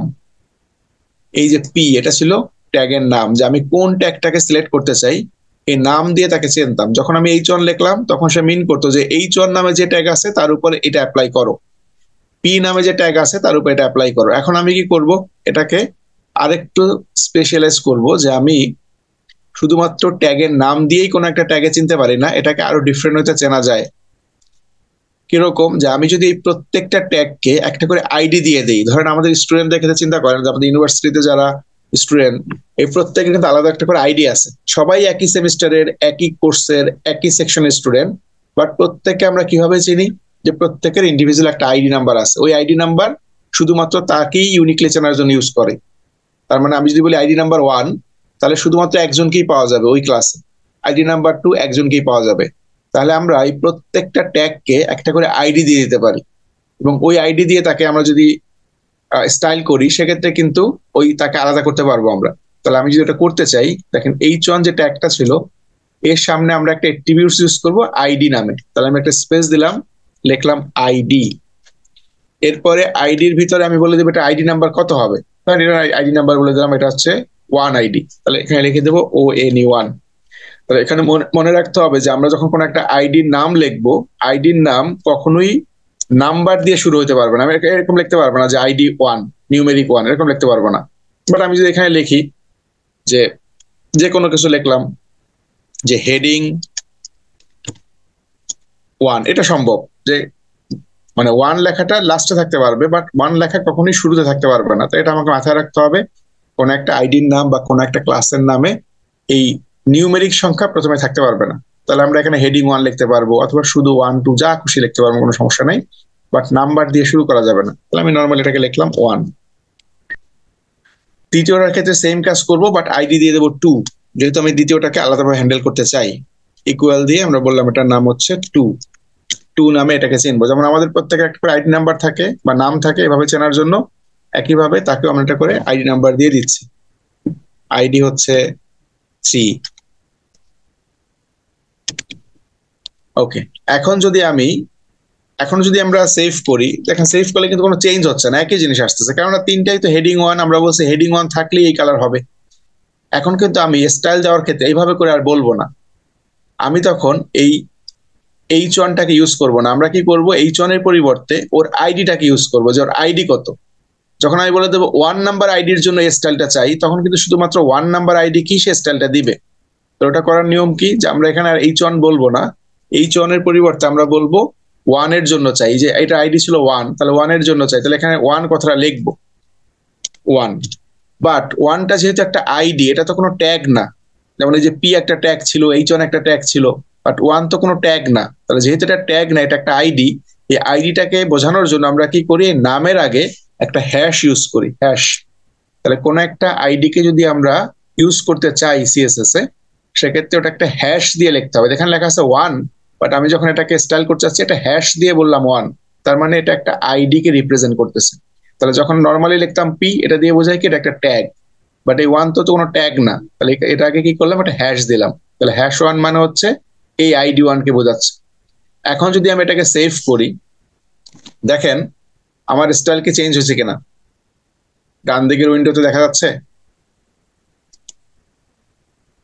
জি স্যার, দেখা যাচ্ছে। তাহলে আমার ডান দিক উইন্ডোতে দেখতে পাচ্ছি যে আমার কিন্তু শুধুমাত্র প্রথম যেই লেখাটা ছিল CSS ক্লাস, এই কথাটার পিছনে স্টাইলটা আছে, কোরাল এবং ব্যাকগ্রাউন্ড গ্রে, বাট বাকি দুটা কিন্তু ছেড়ে দিছে কালার। বাকি দুটা কোনো কালার নাই কেন, এই যে আইডি নাম্বার 2 এবং 3 এর জন্য আমি কিন্তু কোনো কিছু বলি নাই, শুধু বলছি ID1 এর জন্য তুমি এই কাজটা করো। এখন যদি 2 এর জন্য বলতে চাই, তাহলে আমাদের কি করতে হবে, এই সেম কোডটাই যদি আমরা কপি করি,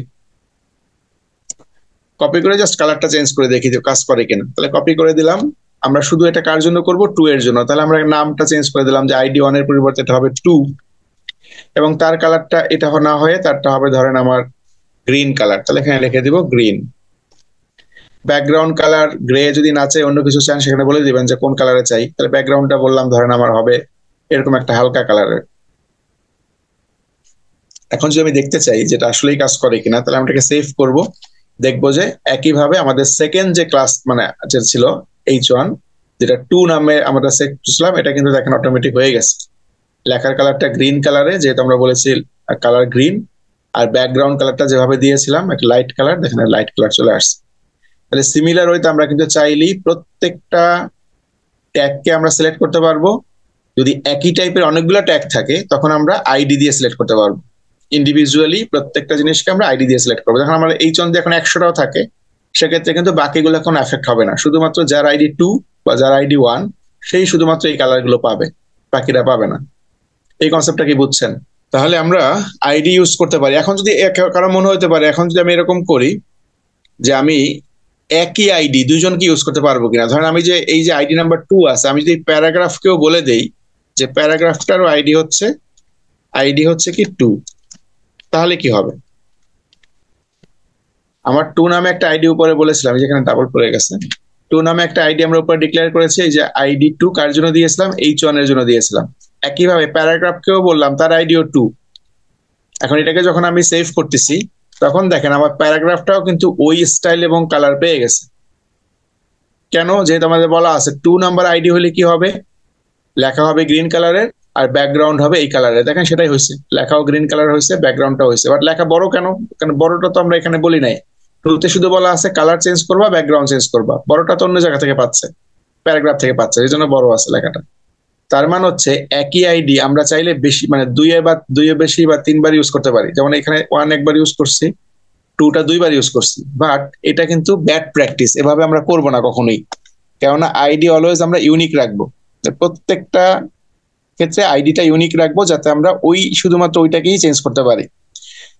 যে আমি শুধুমাত্র একটাকে চেঞ্জ করার জন্য একটা আইডি ইউজ করবো। যেমন আমি যদি শুধুমাত্র টু লিখি তাহলে শুধু H1 এর এইটাকেই চেঞ্জ হবে। তার মানে আমার যদি মনে হয় যে একই স্টাইল অনেকের দরকার, যেমন এখানে যেটা করলাম যে প্যারাগ্রাফের জন্য আমরা একই স্টাইল নিলাম, হেডিং এর জন্য একই স্টাইল নিলাম, এই জন্য দুই জায়গায় টু লিখছি। বাট আমরা বলতেছিলাম কি যে আইডিটা ডুপ্লিকেট করাটা কি না, রিকমান্ডেড না, এটা আমরা ব্যাড প্র্যাকটিস বলা হয়, এটা আমরা করবো না। প্রফেশনালি যখন কাজ করা হয় আইডিটা কখনো ডুপ্লিকেট করি না। সেক্ষেত্রে নতুন আরেকটা কনসেপ্ট আমরা ইউজ করি যেটাকে বলে ক্লাস। তাহলে আইডির পরের যে কনসেপ্ট আমরা দেখবো সেখানে আমরা ক্লাস ইউজ করা। ক্লাসের কনসেপ্টটা এরকম যে আমরা দেখি যে একটা ক্লাসে কি অনেক স্টুডেন্ট থাকে। তার মানে কি সব এক একটা স্টুডেন্টকে আমরা যদি চিন্তা করি এক একটা মানে ভ্যালু, সেক্ষেত্রে কি হতে পারে যে অনেকগুলো ভ্যালু থাকতে পারে একটা ক্লাসে। তার মানে আমি যদি একই জিনিস অনেককে ইউজ করতে চাই, অনেককে দিতে চাই, যেমন এই টুটাকে আমি অনেকজনকে দিতে চাই, তাহলে সেক্ষেত্রে আমরা ইউজ করবো আসলে ক্লাস, আইডি ইউজ করবো না। আইডি শুধু তখন ইউজ করবো যখন আমরা ইউনিকলি কাউকে আইডেন্টিফাই করতে চাই। তাহলে ক্লাস ইউজ করার কনসেপ্টটাকে খুব সিম্পল কনসেপ্ট। তাহলে যেখানে আমরা আইডি লিখছিলাম, এই টু যেহেতু আমি দুই জায়গায় ইউজ করতে চাই, তাহলে আমি টু এর ক্ষেত্রে আইডি না লিখে এটাকে ক্লাস বানাই দেই। তাহলে এখানে লিখবো ক্লাস। একইভাবে এই ক্লাসটা যদি আমি প্যারাগ্রাফকে ইউজ করতে চাই, তাহলে এখানেও আইডির পরিবর্তে লিখে দিব ক্লাস। তাহলে আইডি এবং ক্লাস দুইটা ডিফারেন্সটাকে আমরা দেখতেছি যে ক্লাস আমি মাল্টিপল বার ইউজ করতে পারি, দুই জায়গায় 4 বার 5 বার যতবার খুশি ইউজ করা যাবে। এখন দেখেন এখানে ক্লাস বলছি, এখন যদি আমি সেভ করি তাহলে কিন্তু কোনো কাজ হচ্ছে না, বরং কি হয়েছে এই যে 2 নাম্বার যেটা ছিল ওটার কালারও চলে গেছে এখন। কারণ কোন একটা ক্লাস যদি আমরা স্টাইলে বলতে চাই সেক্ষেত্রে আমরা বলবো কিভাবে, আমরা যদি একটা নর্মাল বলতাম সেক্ষেত্রে এরকম ভাবে নাম দিয়ে বলতাম PH1 এরকম। যখন একটা হ্যাশ দিয়ে বলতাম এটা দিয়ে বোঝায় কি একটা আইডি বলতেছি। বাট যদি ক্লাসকে বলতে চাই সেক্ষেত্রে আমাকে হ্যাশের পরিবর্তে এখানে ইউজ করতে হবে ডট, মানে ফুল স্টপ। আমি যদি ডট টু লিখি, এই ডট টু দিয়ে মিন করে যেটা টু একটা ক্লাস। তাহলে এই টু ক্লাস কার কার আছে, H1 এর জন্য টু ক্লাসটা আছে, আর একটা কার আছে, প্যারাগ্রাফ আছে। তার মানে প্যারাগ্রাফ এবং H1 এই দুইটা কি হবে, এই ক্লাসটা তখন ইউজ করবে। তাহলে এখন যদি সেভ করি তাহলে দেখবো আমরা কিন্তু অটোমেটিক আবার সেই স্টাইলগুলো পেয়ে গেছি। তাহলে ক্লাস ইউজ করে আমরা চাইলে একই স্টাইল অনেকগুলো জিনিসকে দিতে পারবো, আর আইডি ইউজ করে আমরা ইউনিকলি একটাকে একটা স্টাইল দিব, অথবা আমরা চাইলে আমাদের যে ট্যাগ গুলো ইউজ করে কিন্তু স্টাইল করতে পারি।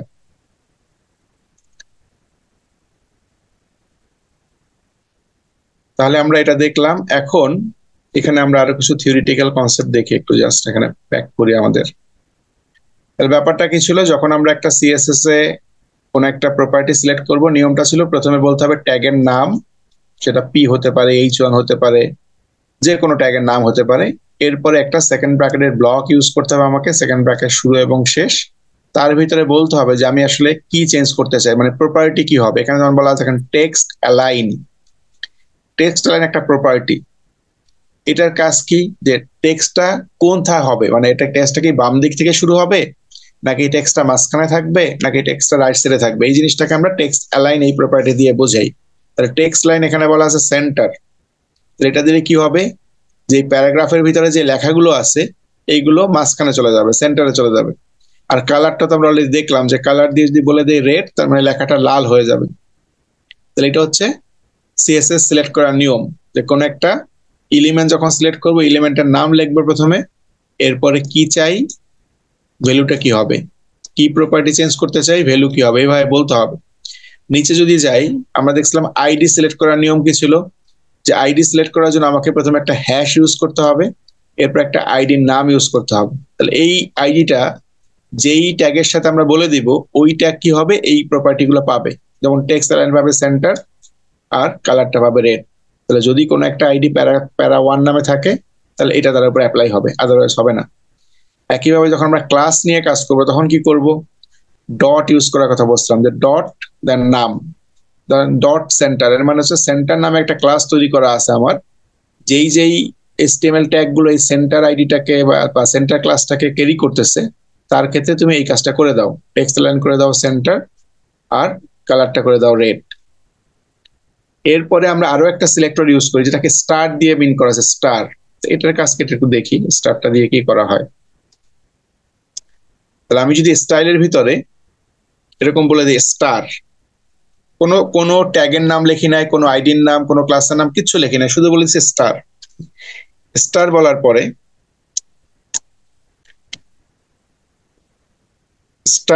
পরে আমাদের কি করতে হবে, স্টারটা কেন শো করতেছে না,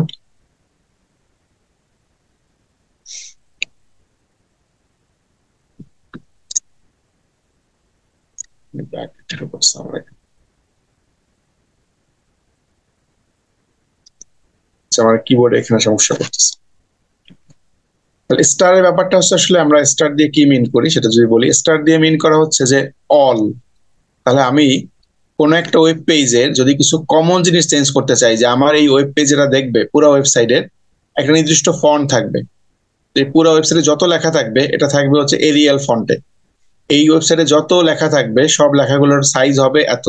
তাহলে যদি কোনো একটা ওয়েব পেজে সব জায়গায় আমি চেঞ্জটা করতে চাই তাহলে এই যে এটা বলবো কি হবে, স্টার দিয়ে বলবো আমি। তাহলে প্রথমে একটা স্টার সাইন ইউজ করব, এরপরে আমরা কি করব, একটা সেকেন্ড ব্র্যাকেটের ব্লক ইউজ করব, তার ভিতরে যদি বলে দেই যে কালার, কোন কালার চাই, যে আমরা বাই ডিফল্ট চাই ব্লু কালার, ব্লু। এটার মানে হচ্ছে যদি আমি নিচের গুলা কিছু না বলি তাহলে আমার কি হবে, পুরা ওয়েব পেজে যত লেখা আছে সবগুলা ব্লু কালারে হয়ে যাবে। এই যে স্টার মানে হচ্ছে অল, ইউনিভার্সাল সিলেক্টর বলে এটাকে। এখন আমি যদি এটা সেভ করি সেক্ষেত্রে দেখবে, দেখেন এই লেখাটা কিন্তু আগে কালার ছিল না, ব্ল্যাক ছিল, বাট এটা এখন ব্লু শো করতেছে।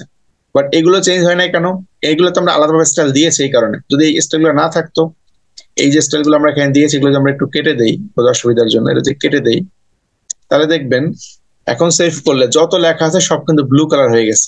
কেন ব্লু হয়ে গেছে, যেহেতু আমরা বলছি যে অল কালার হবে ব্লু।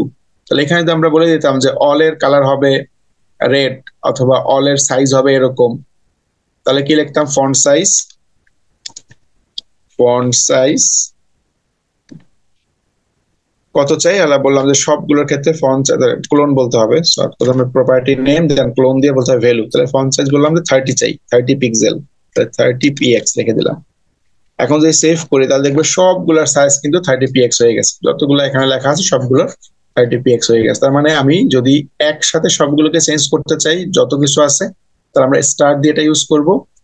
আর বাকিগুলো তো আমরা দেখলাম যে কোনো একটা ট্যাগকেও আমরা চাইলে সিলেক্ট করতে পারবো, কোনো একটা প্যারাগ্রাফ যদি আমরা করতে চাই সেটাও করতে পারবো, অথবা কোনো একটা আইডি ইউজ করতে পারবো, কোনো একটা ক্লাস ইউজ করতে পারবো, মানে ডিফারেন্ট ওয়েতে কিন্তু আমরা HTML এর যে এলিমেন্ট গুলো ছিল সেগুলোকে সিলেক্ট করে করে ডিফারেন্ট কালার করতে পারবো। নেক্সট আমরা বলেন, বিষয়টা হচ্ছে আইডি ক্লাস কিংবা মানে স্টার হ্যাজ বা যেটাই দেওয়া হোক, আমরা যে প্রপার্টিজ গুলো করতেছি মানে কতগুলো আমরা প্রপার্টিজ বা ভ্যালু এটা অ্যাড করতে পারবো এগুলো তো। আচ্ছা, প্রপার্টি এবং ভ্যালু অনেকগুলো আছে এখানে, আসলে অনেক ধরনের প্রপার্টি ভ্যালু আছে যেগুলো হয়তো আমরা আজকে কিছু দেখবো, সামনের ক্লাসে কিছু দেখবো। এখন সবগুলো আমাদের মুখস্থ করা লাগবে না, যখন আমরা কাজ করতে থাকবো কাজ করতে করতে দেখবেন এগুলো অটোমেটিক আমাদের আয়ত্তে চলে আসছে। আর যখন আমরা কোনো একটা ওয়েব পেজ নিয়ে কাজ করি রিয়েল লাইফে তখন চাইলে আমরা এগুলো কিন্তু গুগল থেকেও কিছু কিছু জিনিস তখন আমরা নিয়ে নিতে পারবো, আমরা জানলাম যে কোনটার কি কাজ, যখন আমি কাজ করতে যাব তখন চাইলে আমরা হেল্প নিয়েও কাজ করতে পারবো, সমস্যা নেই। তাহলে এরকম অনেকগুলো প্রপার্টি বলা আছে এবং প্রত্যেকটা প্রপার্টিজ একটা করে ভ্যালু দেওয়া আছে। তাহলে আমাকে অবশ্যই এই ফরম্যাটেই সিএসএস এর কোডগুলো লিখতে হবে। যখনই লিখবো ফরম্যাটটাই সেম, বাট প্রপার্টি এক একটা জন্য, টেক্সটের জন্য কিছু প্রপার্টি দেওয়া আছে। টেক্সটের ক্ষেত্রে কি হতে পারে, টেক্সটের অ্যালাইন চেঞ্জ হতে পারে, টেক্সটের সাইজ চেঞ্জ হতে পারে, টেক্সটের ওয়েট চেঞ্জ হতে পারে, টেক্সটের আমাদের কি হবে যে টেক্সটের স্টাইলটা কিরকম হবে, এটা কি ইটালিক হবে কিনা সেটা চেঞ্জ হতে পারে। এরকম টেক্সটের কিছু প্রপার্টি আছে, ব্যাকগ্রাউন্ডের কিছু প্রপার্টি আছে, মার্জিন দেওয়ার কিছু প্রপার্টি আছে, আমাদের বর্ডার দেওয়ার কিছু প্রপার্টি আছে, তাহলে এরকম অনেকগুলো প্রপার্টি আছে যেগুলো আমাকে ইউজ করতে হয় সিএসএস এর জন্য। বোঝা যাচ্ছে কি? তো হ্যাঁ, বোঝা যাচ্ছে। তো একাধিক আমরা প্রপার্টিজ ইউজ করতে পারবো। হ্যাঁ, আমরা যতগুলা খুশি ইউজ করতে পারবো। তার মানে একটাই, যেমন সেন্টারের ভিতরে দেখেন আমি এখানে দুইটা বলা আছে, টেক্সট অ্যালাইন হবে সেন্টার, কালার হবে রেড। এখন আপনি যেখানে আরো 10টা ইউজ করতেন, সমস্যা নাই, কোনো করতে পারবো। তো এটাই এটাই যত জানার ছিল। যতগুলা বলবো সবগুলাই ওটার উপর অ্যাপ্লাই হবে তখন। এখানে আপনি সেকেন্ড ব্র্যাকেটের ব্লকের ভিতরে যতগুলো স্টাইল বলে দিব, সবগুলো স্টাইলই কিন্তু আমার ওই পার্টিকুলার যাকে সিলেক্ট করতেছি এই সেন্টারকে, এই সেন্টারের উপর অ্যাপ্লাই হয়ে যাবে। তো আমরা দেখতেছি আরো আরো কিছু প্রপার্টি আমরা দেখবো। যদিও নিচের দিকে একটু আসি আমরা কালারের ব্যাপারটা বলার জন্য। এটা আমরা অলরেডি বলে ফেলছি যে তিনটা ওয়েতে আমরা সিএসএস ইউজ করতে পারি। একটা নাম ছিল ইনলাইন। ইনলাইন কোনটা ছিল? ইনলাইন ছিল যখন আমরা একটা ওই যে প্রথমেই দেখাইছিলাম যে H1 এর সামনে আমরা লিখে দিয়েছিলাম স্টাইল, এরপর বলে দিতাম যে স্টাইলটা কি হবে, কালার কি হবে, কোন প্রপার্টি হবে। এইভাবে যখন একটা ট্যাগের ভিতরে স্টাইল কথা লিখে করি, এটার নাম হচ্ছে ইনলাইন সিএসএস। এখন যেটা আমরা করতেছি যে আমরা হেডের ভিতরে স্টাইল নামে একটা ট্যাগ ইউজ করতেছি নতুন। এই যে দেখেন, হেডের ভিতরে আমরা স্টাইল নামে একটা ট্যাগ ইউজ করতেছি, এই ট্যাগের ভিতরে আমরা সিএসএস লিখতেছি। তাহলে এই স্টাইলটার নাম হচ্ছে ইন্টারনাল সিএসএস। এই যে ইন্টারনাল সিএসএস মানে এটা, যে হেড ট্যাগের ভিতরে আমাকে স্টাইল ট্যাগ ইউজ করতে হবে, তার ভিতরে সিএসএস বলতে হবে। আরেকটা নিয়ম হচ্ছে এক্সটার্নাল। এক্সটার্নাল মানে হচ্ছে আমি এই যে এসটিএমএল এর ফাইল, এই ফাইলে কোনো সিএসএস লিখবো না, এখানে শুধু এসটিএমএল লেখা থাকবে। তাহলে সিএসএস গুলো কোথায় লিখবো? নতুন আর একটা ফাইলে, এবং ওই ফাইলটাকে এই ফাইলের সাথে লিঙ্ক করে দিব। ওটাও দেখি তাহলে কিভাবে করা যায়। তাহলে ওটা যদি করতে চাই, তাহলে আমাদের নতুন আরেকটা ফাইল লাগবে। তাহলে আমি নতুন একটা ফাইল বানাই নিচ্ছি। তাহলে ফাইল বানানোর নিয়ম কি ছিল? আমাদের জাস্ট এই যে এখানে চলে গেলাম এক্সপ্লোরার অপশনে, নতুন বা নিউ ফাইলে ক্লিক করলাম, যেটা প্রথমে করেছিলাম যে এসটিএমএল ফোল্ডারের ভিতরে যে নিউ ফাইল ক্লিক করলাম। এখন ফাইলে একটা নাম দিতে হবে। তাহলে আমরা ফাইলের নাম দিলাম ধরেন স্টাইল, যেহেতু আমরা স্টাইল করতে চাই নাম দিলাম স্টাইল। তাহলে ম্যাক্সিমাম ক্ষেত্রে সিএসএস ফাইলের নাম অনেকে স্টাইল ডট সিএসএস ভাবে ইউজ করে। আপনি চাইলে যে কোনো নাম দিতে পারেন, বাট আমি নাম দিচ্ছি স্টাইল।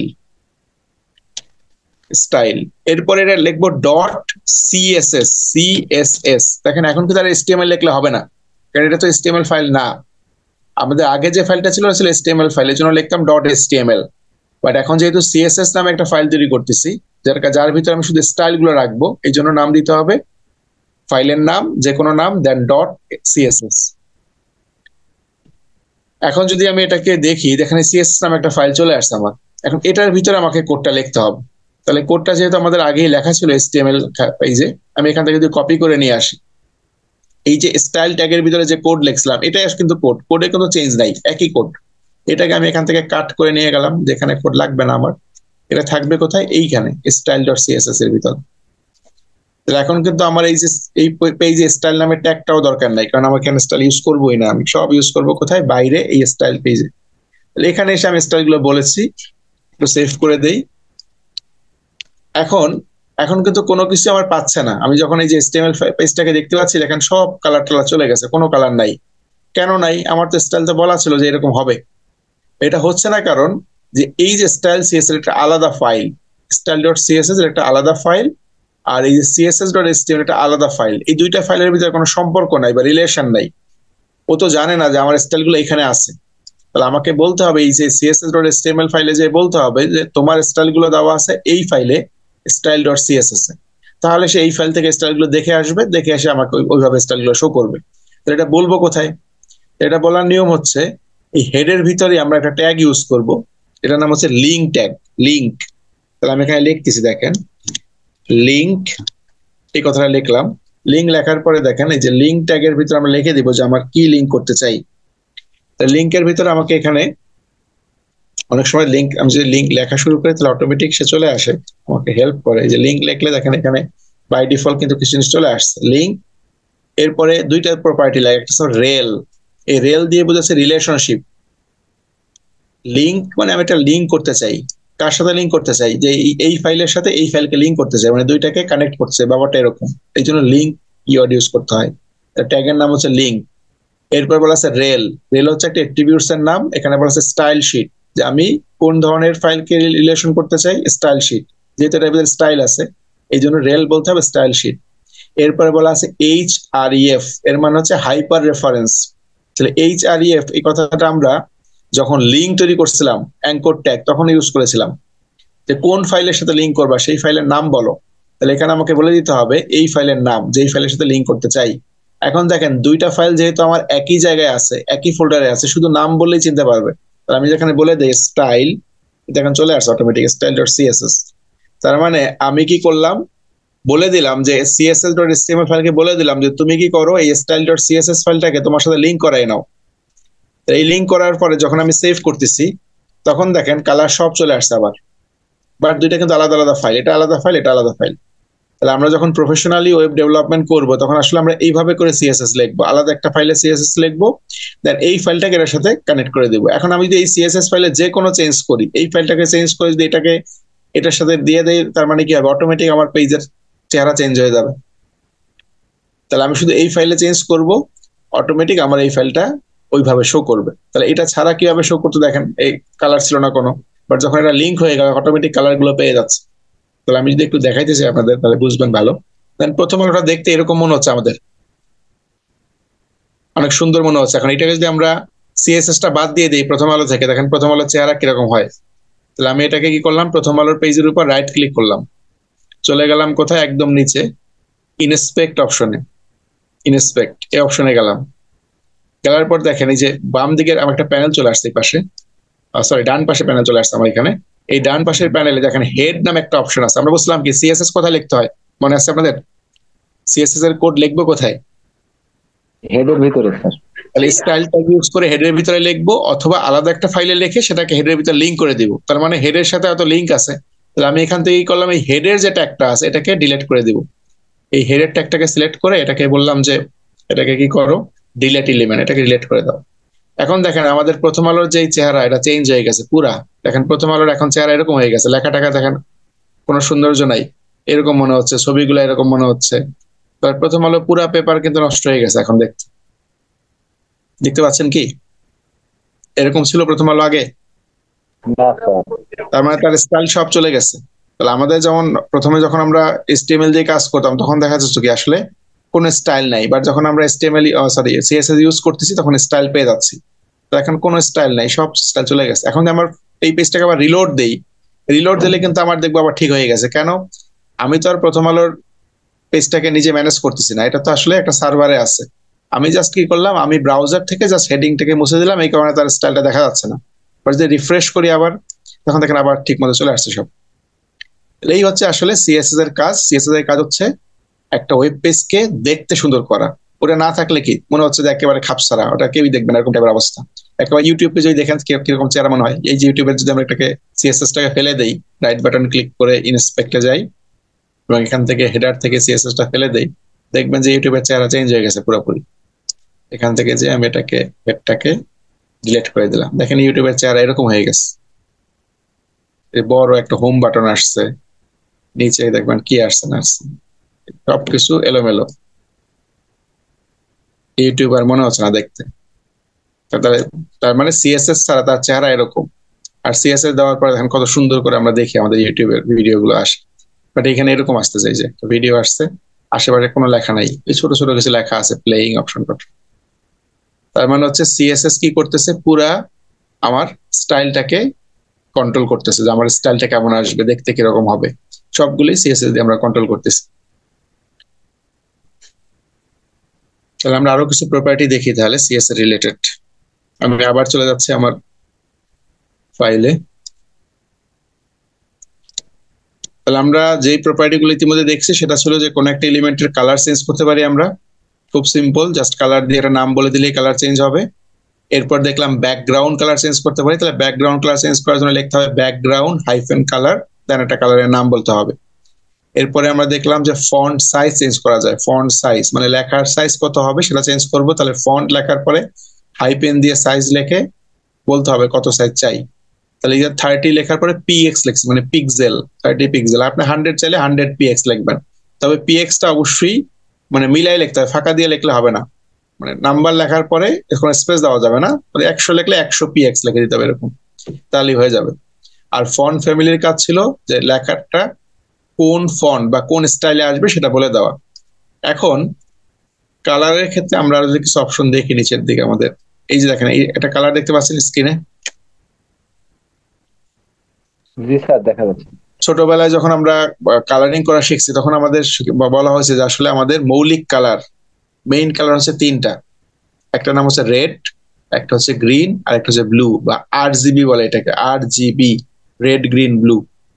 এখানে দেখতে পাচ্ছেন তিনটা কালার, এই যেটা রেড কালার, গ্রিন কালার এবং ব্লু কালারের সার্কেল দেওয়া আছে।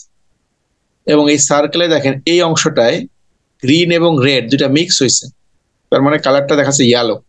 তার মানে রেড এবং গ্রিন যদি আপনি মিক্স করেন তাহলে ইয়েলো কালার পাবেন।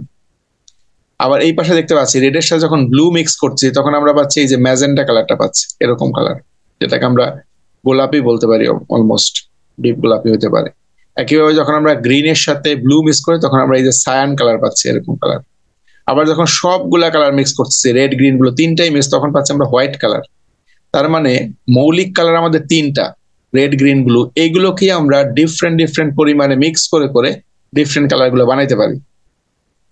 তাহলে কালার তিনটা, এই তিনটা কি মিক্স করতে হবে যে কোনটা কতটুকু নিব। আমি যদি রেড একটু বেশি নেই, গ্রিন একটু কম নেই, ব্লু আর একটু কম নেই, দেখবেন যে ডিফারেন্ট নতুন কালার তৈরি হয়ে গেছে। তাহলে কালার আসলে এই তিনটা মেইন কালার দিয়ে তৈরি হয়। তাহলে কম্পিউটারে যত কালার আপনি দেখেন, মিলিয়ন অফ কালার দেখে কিন্তু আমাদের, না? রেডের অনেক ধরনের রেড দেখি, রেডের শেড দেখি, হালকা রেড, গাঢ় রেড, মানে অনেক রেড, রেড তো শেষ নাই। এই সবগুলা কালার তৈরি হচ্ছে কি হবে, এই তিনটা মৌলিক কালার দিয়ে, রেড গ্রিন ব্লু, এটা দিয়ে সব কালার গুলো তৈরি হয়। তার মানে আমরা কোন একটা কালার দেওয়ার জন্য যেমন এরকম কালার বলে দিতে পারি, কোন কালার চাই এটা না বলে আমি যদি এখানে বলতাম, কালারের নাম না বলে বলতাম RGB।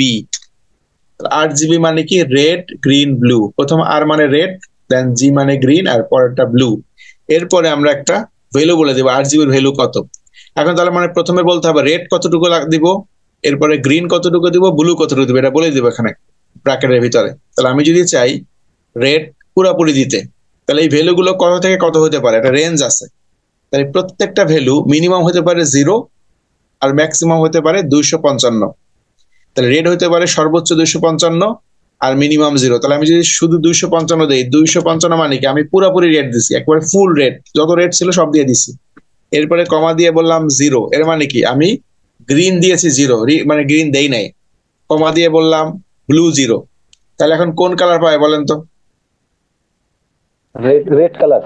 শুধু রেড পাবে, কারণ আমি যে শুধু রেডটা ফুল দিয়েছি 255, বাকি সব 0 দিয়েছি। এখন যদি আমি এটাকে রিফ্রেশ করি বা সেভ করি, দেখবেন আমাদের কালারটা কিন্তু রেড হয়ে গেছে, কেননা শুধুমাত্র রেড কালার সে পাচ্ছে। এখন রেডটা যদি আমরা কমাই দিতাম তাহলে একটু রেড হালকা শেডে আসতো। এখন আমি রেডের সাথে সাথে যদি একটু ব্লু মিক্স করে দেই, তার মানে আমি 3 নাম্বারটা হচ্ছে ব্লু, তাহলে ব্লুটা বললাম যে ব্লুটা হবে হচ্ছে 150। দেখেন ডিফারেন্ট কালার শো করবে তখন। এটাকে যখন সেভ করি আমি, তখন দেখবো যে আসলে কালারটা কিন্তু আর রেড নাই। এখন কি রেড আছে? না, একটু পিঙ্ক টাইপের হয়ে গেছে, তাই না? কালারটা চেঞ্জ হয়ে গেছে। তার মানে আমি এই ভ্যালু গুলো চেঞ্জ করে করে ডিফারেন্ট ডিফারেন্ট কম্বিনেশনে ডিফারেন্ট ডিফারেন্ট কালার গুলোকে প্রডিউস করতে পারবো। তাহলে আপনি যেই কালার দিতে চান, রেড কতটুকু দিবেন, গ্রিন কতটুকু দিবেন, ব্লু কতটুকু বলে দিতে পারেন। তাহলে এভাবে নাম্বার যখন দিব, মিনিমাম দিতে পারবো 0 আর ম্যাক্সিমাম পারবো 255। অথবা আমরা পার্সেন্টেজও ইউজ করতে পারি, পার্সেন্টেজ, এটা 20%, এটা 50%, এটা 100%, তাও কিন্তু কাজ করবে। তাহলে এখানে পার্সেন্টেজ দিয়েও কাজ করা যায়, অথবা ভ্যালু বললে 0 থেকে 255 ভিতরে ভ্যালু দেওয়া যেতে পারে। এখন অনেক সময় আমরা দেখবো RGB এই কথা লেখার পরে একটা এ লেখা থাকে, RGBA। এই এ দিয়ে আমরা বোঝাচ্ছি যে আসলে অপাসিটি বলে এটাকে। অপাসিটি মানে হচ্ছে কালারটা কি হালকা আসবে নাকি ডিপ আসবে। আমরা মাঝে মাঝে দেখি না কোনো কোনো ক্ষেত্রে হালকা একটা কালার ব্যাকগ্রাউন্ডে, মানে একটু মানে এরকম যদি চিন্তা করি, এই অংশটা কি দেখতে পাচ্ছি না, হালকা একটা কালার। তাহলে আমি যদি এখানে বলে দেই, আমি বললাম 255 0, এটাও 0 বলি, তারপরে বুঝবেন তিনটা কি 0 বলতেছি।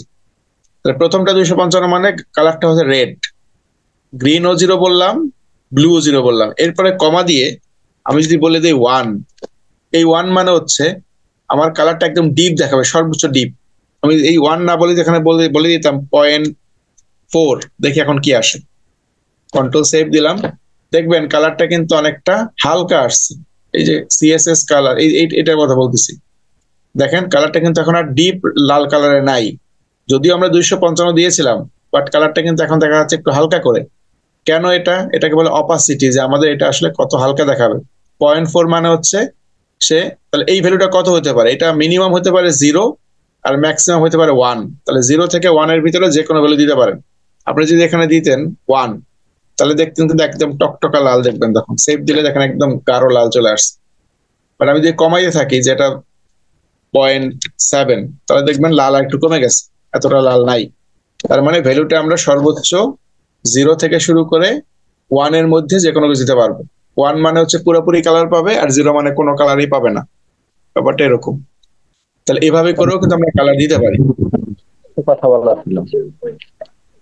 কালারের নাম দিয়েও কালার দেওয়া যায়, RGB এই কথা ইউজ করেও কালার দেওয়া যায়। আর একটা ছিল RGBA, যেটা দিয়ে আমরা অপাসিটিটা বলে দিতে পারি যে আসলে কালারটা হালকা আসবে নাকি ডিপ আসবে, সেই কথাটা এখানে বলা যায়। এছাড়াও কালার দেওয়ার আরো অনেকগুলো নিয়ম আছে। তাহলে কালার দেওয়ার জন্য অনেকগুলো নিয়ম আছে। আমাদের আরেকটা নিয়ম হচ্ছে হেক্সা কোড। হেক্সার নাম শুনছেন কেউ? হেক্সা আমাদের নাম্বার সিস্টেমে কিছু নাম্বার আছে, বাইনারি নাম্বার, অক্টাল নাম্বার, হেক্সা নাম্বার, ডেসিমাল নাম্বার। হেক্সা নাম্বার দিয়েও কিন্তু আমরা কোনো একটা কালারের কোডকে রিপ্রেজেন্ট করতে পারি। তাহলে হেক্সা নাম্বার দিয়ে যদি কোনো একটা কালারের কোড দিতে চাই, তাহলে আমাদের নিয়ম হচ্ছে প্রথমে একটা হ্যাশ দিতে হবে, হ্যাশ। এই হ্যাশ দেওয়ার পরে আমি যদি এখানে লিখি, ধরেন আমি লিখলাম হচ্ছে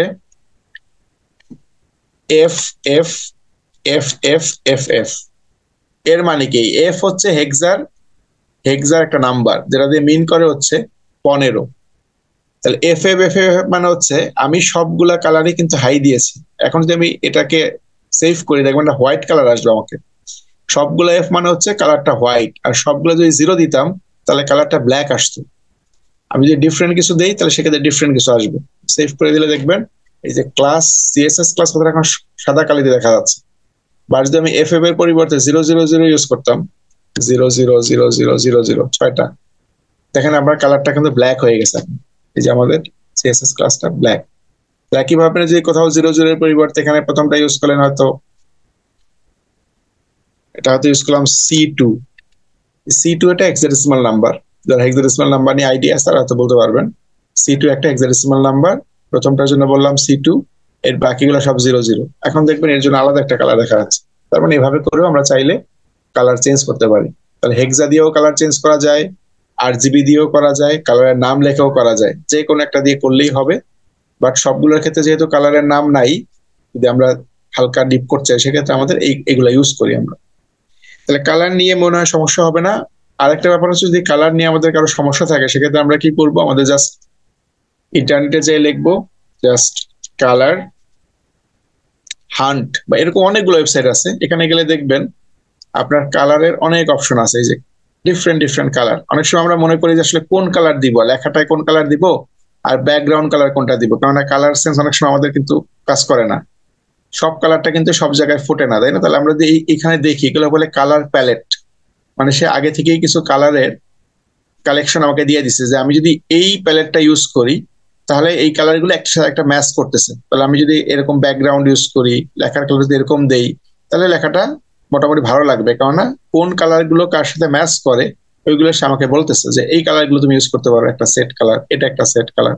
তার মানে আমি যদি এই কালার গুলো কোনো একটা ওয়েবসাইট ইউজ করি, তাহলে সেটা মোটামুটি চোখের জন্য ভালো মনে হবে, মানে বিরক্ত লাগবে না দেখে।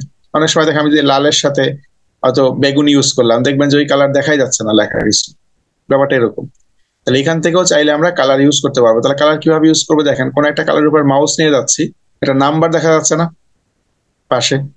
মাউস নিয়ে গেলেই নাম্বার দেখা যাচ্ছে, কিন্তু এই নাম্বারটাই আসলে হেক্সা কোড। এই যে লেখা আছে C890A7, এই যে এখানে লেখা দেখা যাচ্ছে, এটাই হচ্ছে আমাদের এই কালারটার হেক্সা কোড। তাহলে আমি যদি এই কালারটা নিতে চাই, তাহলে আমি কি করবো, জাস্ট এখানে ক্লিক করলাম, একটা ক্লিক করলে এটা কিন্তু কপি হয়ে গেছে এই কালারটা। এখন এটা আমি ইউজ করতে চাই, তাহলে আমি আমার যাবো এখানে, এখানে যে এটা কপিটাকে এখানে ছেড়ে দিব। তবে একটা হ্যাশ দিয়ে নিতে হবে আগে, যেহেতু হ্যাশটা কপি হয় না। তাহলে হ্যাশ দেওয়ার পর যেটা রেখে দেই, এখন দেখেন আমি যখন এটাকে সেভ করতেছি, ওই সেম কালারটা আমার এখানে চলে আসছে। তাহলে এইভাবে করে আমরা যে কোনো কালারকে আমরা ইউজ করতে পারবো আমাদের HTML এর ক্ষেত্রে। তাহলে ওইখানে অনেক কালার দেওয়া আছে, যেটা আপনার পছন্দ আপনি এখান থেকে নিয়ে নিয়েও কাজ করতে পারবেন। তাহলে কালারের ক্ষেত্রে যেই নিয়ম, ব্যাকগ্রাউন্ড কালারের ক্ষেত্রেও সেম।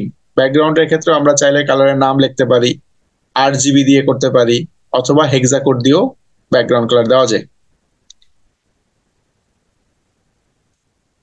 তাহলে আমরা আর দু একটা প্রপার্টি দেখি এখানে এই রিলেটেড।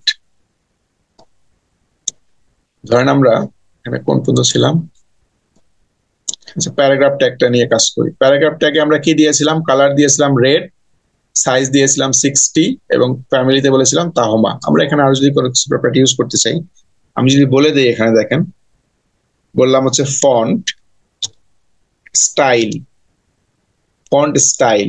এই ফন্ট স্টাইলের ব্যাপারটা হচ্ছে ফন্টটা কোন স্টাইলে আসবে। এখানে আমরা নর্মালি যেটা অনেকগুলো দেওয়া আছে, বাট আমরা যেটা ইউজ করছি ইটালিক। ইটালিক ফর্ম যদি কোনো ইউজ করতে চাই তাহলে ইটালিকটা নিয়ে নিব। ইটালিক করলে কি হবে, আমি দেখবো যে আমার লেখাটা একটু বাঁকা বাঁকা আসতেছে। আমি একটু সেভ করে দেখি, দেখবেন এই যে সিএসএস ক্লাস, এই লেখা একটু বাঁকা করে আসছে, একটু বাঁকা। এগুলো যেমন স্টেপ, এটা একটু বাঁকা বাঁকা আসছে, তো এটাকেই বলে ইটালিক ফন্ট। তাহলে এটা করার জন্য নিয়ম কি, আমাকে লিখতে হবে ফন্ট স্টাইল ইটালিক, তার মানে লেখাটা ইটালিক ফর্মে চলে আসবে, একটু বাঁকা করে আসবে। আর কি করা যায় এখানে ফন্ট নিয়ে, আমি আরেকটা লিখি ফন্ট হাইপেন ওয়েট। এই ফন্ট ওয়েট মানে হচ্ছে ফন্টটা কতটুকু মোটা বা পাতলা হবে সেটা বোঝানোর জন্য, কতটুকু মোটা হবে কতটুকু চিকন হবে এটা বোঝানোর জন্য আমরা ইউজ করি ফন্ট ওয়েট। এখন ভ্যালুটা কি হতে পারে দেখেন, এখানে মিনিমাম হতে পারে 100 আর ম্যাক্সিমাম বলা আছে 900। তাহলে 100 থেকে 900 এর ভিতরে যে কোনো কিছু হতে পারে, বাট আমরা এই নাম্বার ইউজ না করে এরকম বলে দেই বোল্ড, এখানে বলে দিই বোল্ড। এই বোল্ড মানে কি হবে, লেখাটা একটু মোটা হবে। আমি যদি বলি এটাকে বোল্ড না বলে যদি আমরা বলি এটাকে নর্মাল, তার মানে নর্মাল থাকবে। যদি বলে দিই বোল্ডার, তার মানে বোল্ডের থেকে আরেকটু বেশি মোটা হবে। আবার যদি বলি যে লাইটার, তার মানে কি নর্মালের থেকে আরেকটু চিকন হবে। তাহলে এইভাবেও কিন্তু আমরা ইউজ করতে পারি বোল্ড বা বোল্ডার। বোল্ড বললে মোটা হবে, বোল্ডার বললে বেশি মোটা হবে। তাহলে যদি বোল্ড বলে দেই, সেভ করলে দেখবেন এই যে সিএসএস ক্লাস লেখাটা একটু মোটা হয়ে গেছে, যেটা আগে এত মোটা ছিল না। সিএসএস ক্লাস, এই দেখেন সিএসএস সবগুলা মোটা মোটা হয়ে গেছে, কেন, এটা বোল্ড বলছে। এখন যদি বোল্ডটা চেঞ্জ করে দেই, বলি যে নর্মাল, তাহলে কি হয় দেখেন, বলে দিলাম নর্মাল, তখন দেখবো আবার নর্মাল হয়ে গেছে, এই যে নর্মাল হয়ে গেছে, চিকন হয়ে গেছে এখন। তাহলে আমরা চাইলে লেখাটা মোটা হবে না চিকন হবে সেটাও কিন্তু কন্ট্রোল করতে পারি এই ফন্ট অপশন ইউজ করে, ফন্ট ওয়েট অপশন ইউজ করে। তার মানে আমি কি করতে চাই সেই রিলেটেড প্রপার্টি আমাকে ইউজ করতে হবে। আমি ফন্টের স্টাইল চেঞ্জ করতে চাই, নাকি ফন্টের কালার চেঞ্জ করতে চাই, নাকি ওয়েট চেঞ্জ করতে চাই, সবকিছু অপশন আছে। এভাবে বলে দিলেই ওই কাজটা সে করবে। একইভাবে আমরা যদি দেখতে চাই যে আমাদের কোনো একটা লেখা মাঝখানে নিতে চাই, যেমন এই সিএসএস ক্লাস লেখাটা আমি চাই পুরা স্ক্রিনের মাঝখানে এখানে থাকবে। আমরা অনেক সময় দেখি যে হেডিং গুলা মাঝখানে লেখে, আমরা মাঝখানে লিখবো কিভাবে, খুব সিম্পল জিনিস। আমি এখানে শুধু একটা প্রপার্টি ইউজ করবো, তাহলেই হয়ে যাবে। আমাকে লিখতে হবে সেক্ষেত্রে text align, text hyphen align. এই টেক্সট অ্যালাইনের কাজ হচ্ছে লেখাটা কোথায় নিব সেটা বলতে পারি। সেন্টার বলা মানে মাঝখানে, এন্ড বলা মানে কি শেষে, আর লেফট বলা মানে বলতে পারেন যে শুরুতে, বা এই যে স্টার্ট একটা অপশন আছে এটা দিয়ে শুরু করা যেতে পারে। তাহলে আমরা সেন্টার বলে দিচ্ছি, আমাদের সেন্টার দরকার, মাঝখানে দরকার। এখন সেভ করে দিচ্ছি। এখন যদি আমি দেখি আমাদের এই লেখাটা মাঝখানে চলে আসার কথা, কোনটা, এই যে সিএসএস ক্লাস এখন মাঝখানে চলে আসছে। এগুলো সব বাম দিকে আছে, উপরে এগুলো সব দেখেন বাম দিক থেকে শুরু হয়েছে, আর এই নিচের দিকে সিএসএস ক্লাস লেখাটা স্ক্রিনের মাঝখানে চলে আসছে। এটা কিভাবে করলাম, জাস্ট আমরা এখানে ইউজ করলাম হচ্ছে টেক্সট অ্যালাইন সেন্টার, যে টেক্সটের অ্যালাইনমেন্ট কি হবে, সেন্টারে হবে, এই জন্য মাঝখানে চলে আসছে। খুবই সিম্পল জিনিস, এখানে তেমন মানে কমপ্লিকেটেড কিছু নাই। কিছু প্রপার্টির নাম আমাকে মনে রাখতে হবে যে কোনটা দিয়ে কি করে, অ্যালাইন দিয়ে কি অ্যালাইনমেন্ট চেঞ্জ করে, কোথায় চাইতে চাই, সেন্টারে চাই নাকি শুরুতে চাই নাকি শেষে চাই। ওয়েটটা কি হবে, ওয়েট মানে কি কতটুকু ভারী হবে, মোটা হবে নাকি পাতলা হবে, এটা আমরা ওয়েট দিয়ে বোঝাই। সাইজ বলতে বোঝাই কি লেখাটা কত বড় হবে ছোট হবে। তার মানে নামগুলো অলমোস্ট কাজের সাথে মিল আছে। আপনি যদি ইউজ করতে থাকেন তাহলে ব্যাপারগুলো ইজিলি আমরা হয়তো মনে করতে পারবো। আর যদি মনে নাও থাকে সমস্যা নাই, আমরা হয়তো সার্চ করে নিবো তখন গুগল থেকে, যে আমি এর জন্য কি ধরনের বোল্ড করার জন্য সিএসএস এর ট্যাগ কি হতে পারে লিখে দিব, চলে আসবে। সেন্টার নিতে চাই সেক্ষেত্রে সিএসএস এর ট্যাগ কি হবে, গুগলকে বললে গুগল আমাকে হেল্প করবে। তো এইভাবে আমরা কাজ করতে করতে আসলে এগুলো প্র্যাকটিস হয়ে যাবে। সবগুলো আমি মুখস্থ করতে হবে এমন না। বোঝা যাচ্ছে কি বলেন তো? জি স্যার। পারা যাবে না এগুলো করতে? সিএসএস কি খুব ডিফিকাল্ট মনে হচ্ছে না? ঠিক আছে, ইউজ করা যাবে কিনা বল? পারা যাবে ইনশাল্লাহ। তাহলে আমরা চাইলেই কিন্তু এটা করে ফেলতে পারবো। তাহলে আমরা আরেকটা প্রপার্টি দেখি এখন, এটা আমাদের আরো 2-4 মিনিট আমরা আরো ক্লাস নিব। তাহলে আমরা পরের প্রপার্টি দেখি যে টেক্সট ডেকোরেশন নামে একটা অপশন। অ্যালাইন যেমন দেখলাম, এখন আমি লিখে দিই টেক্সট ডেকোরেশন। এই যে ডেকোরেশন অপশন আছে। ডেকোরেশন মানে হচ্ছে টেক্সটটাকে আপনি ডেকোরেট করছে, আমরা সাজাইতে চাই টেক্সটটাকে, কি করতে পারি আমরা চাইলে? দেখেন টেক্সট ডেকোরেশন যদি বলি যে ওয়েভি, এই যে ওয়েভি নামে একটা অপশন আছে, ক্লিক করে দেখবেন যখন আমি সেভ করব, দেখেন ওই টেক্সটের একটা ওয়েভ ফরম্যাট চলে আসার কথা। আমাদের কোথায় আসলো আবার দেখি, টেক্সট ডেকোরেশন ওয়েভি, কার জন্য বলেছিলাম এটা? ওয়েভিটা কাজ করছে না কেন? আচ্ছা, আন্ডারলাইন দেখে কাজ করে কিনা আগে, সমস্যা করতেছে। আন্ডারলাইন বললাম, সেভ দিলাম, এখন দেখেন আন্ডারলাইন কাজ করতেছে, তো ওয়েভিটাও কাজ করবে। যেখানে এই যে সিএসএস ক্লাস, এই লেখা নিচে একটা আন্ডারলাইন চলে আসছে, নিচে একটা আন্ডারলাইন চলে আসছে, এটাই আন্ডারলাইন দিয়ে আমরা করতে পারি। এখন যে আন্ডারলাইনটা আপনি চান যে আন্ডারলাইনটা কি হবে, রেড কালারের হবে, তাহলে এখানে লিখে দেবেন রেড টাইপের আন্ডারলাইন।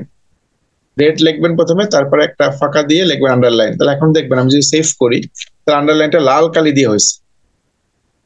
তাহলে আপনি যা চাচ্ছেন সেটাই কিন্তু সে করে দিচ্ছে, ব্যাপারটা এরকম। এখন আমি যদি বলি রেড হবে, আন্ডারলাইন হবে, বাট এই আন্ডারলাইনটা এরকম সলিড হবে না, ডট ডট দিয়ে হবে। তাহলে আমি যদি লিখে দিই ডটেড, তাহলে ব্যাপারটা কি দাঁড়ায় দেখেন, যখন সেভ করতেছি তখন দেখেন এই যে লাল কালারে হয়েছে বা ডট ডট ফর্মে হয়েছে, যে dot dot dot dot dot দিয়ে হয়েছে।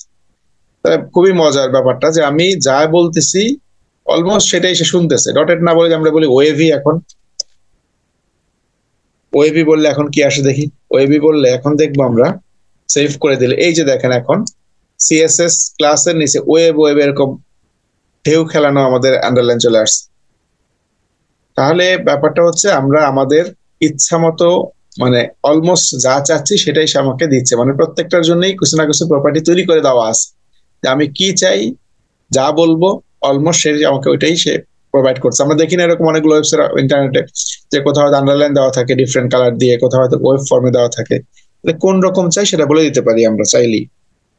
এখন আন্ডারলাইন না চাই, আমরা যদি বলতেন যে আমি আন্ডারলাইন চাই না, আমি চাই ওভারলাইন, তাহলে কি হয় দেখি তো, ওভারলাইন। তাহলে আন্ডারলাইন হচ্ছে নিচে আসে, আর ওভারলাইন বললে কি হবে, উপরে আসবে। দেখি কন্ট্রোল সেভ করে দিলে এখানে ওই সেম জিনিসটা উপরে চলে আসছে। এই যে লাল কালি বলছি লালই আসছে, ওয়েব বলছি ওয়েব আসছে, ওভারলাইন তার মানে উপরের দিকে আসছে। যদি এটা ওয়েব না বলে বলতাম ডট, তার মানে ডট ডট আসতো। যদি বলতাম ড্যাশ, তাহলে ড্যাশ ড্যাশ ফর্মে আসতো।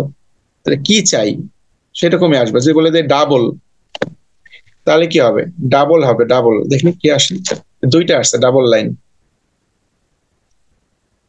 একইভাবে আমি যদি ওভারলাইন না বলে বলতাম লাইন থ্রু, লাইন থ্রু ব্যাপারটা হচ্ছে মাঝখান থেকে চলে যাবে, লেখার মাঝখান থেকে চলে যাবে। দেখি হয় কিনা, সেভ দিলাম, দেখেন এই লেখার মাঝখান থেকে ডাবল লাইন চলে গেছে। এখন যদি ডাবল ইউজ না করে বলেন যে আমার এখন যেতে হবে ডটেড, তাহলে ডটেড যাবে।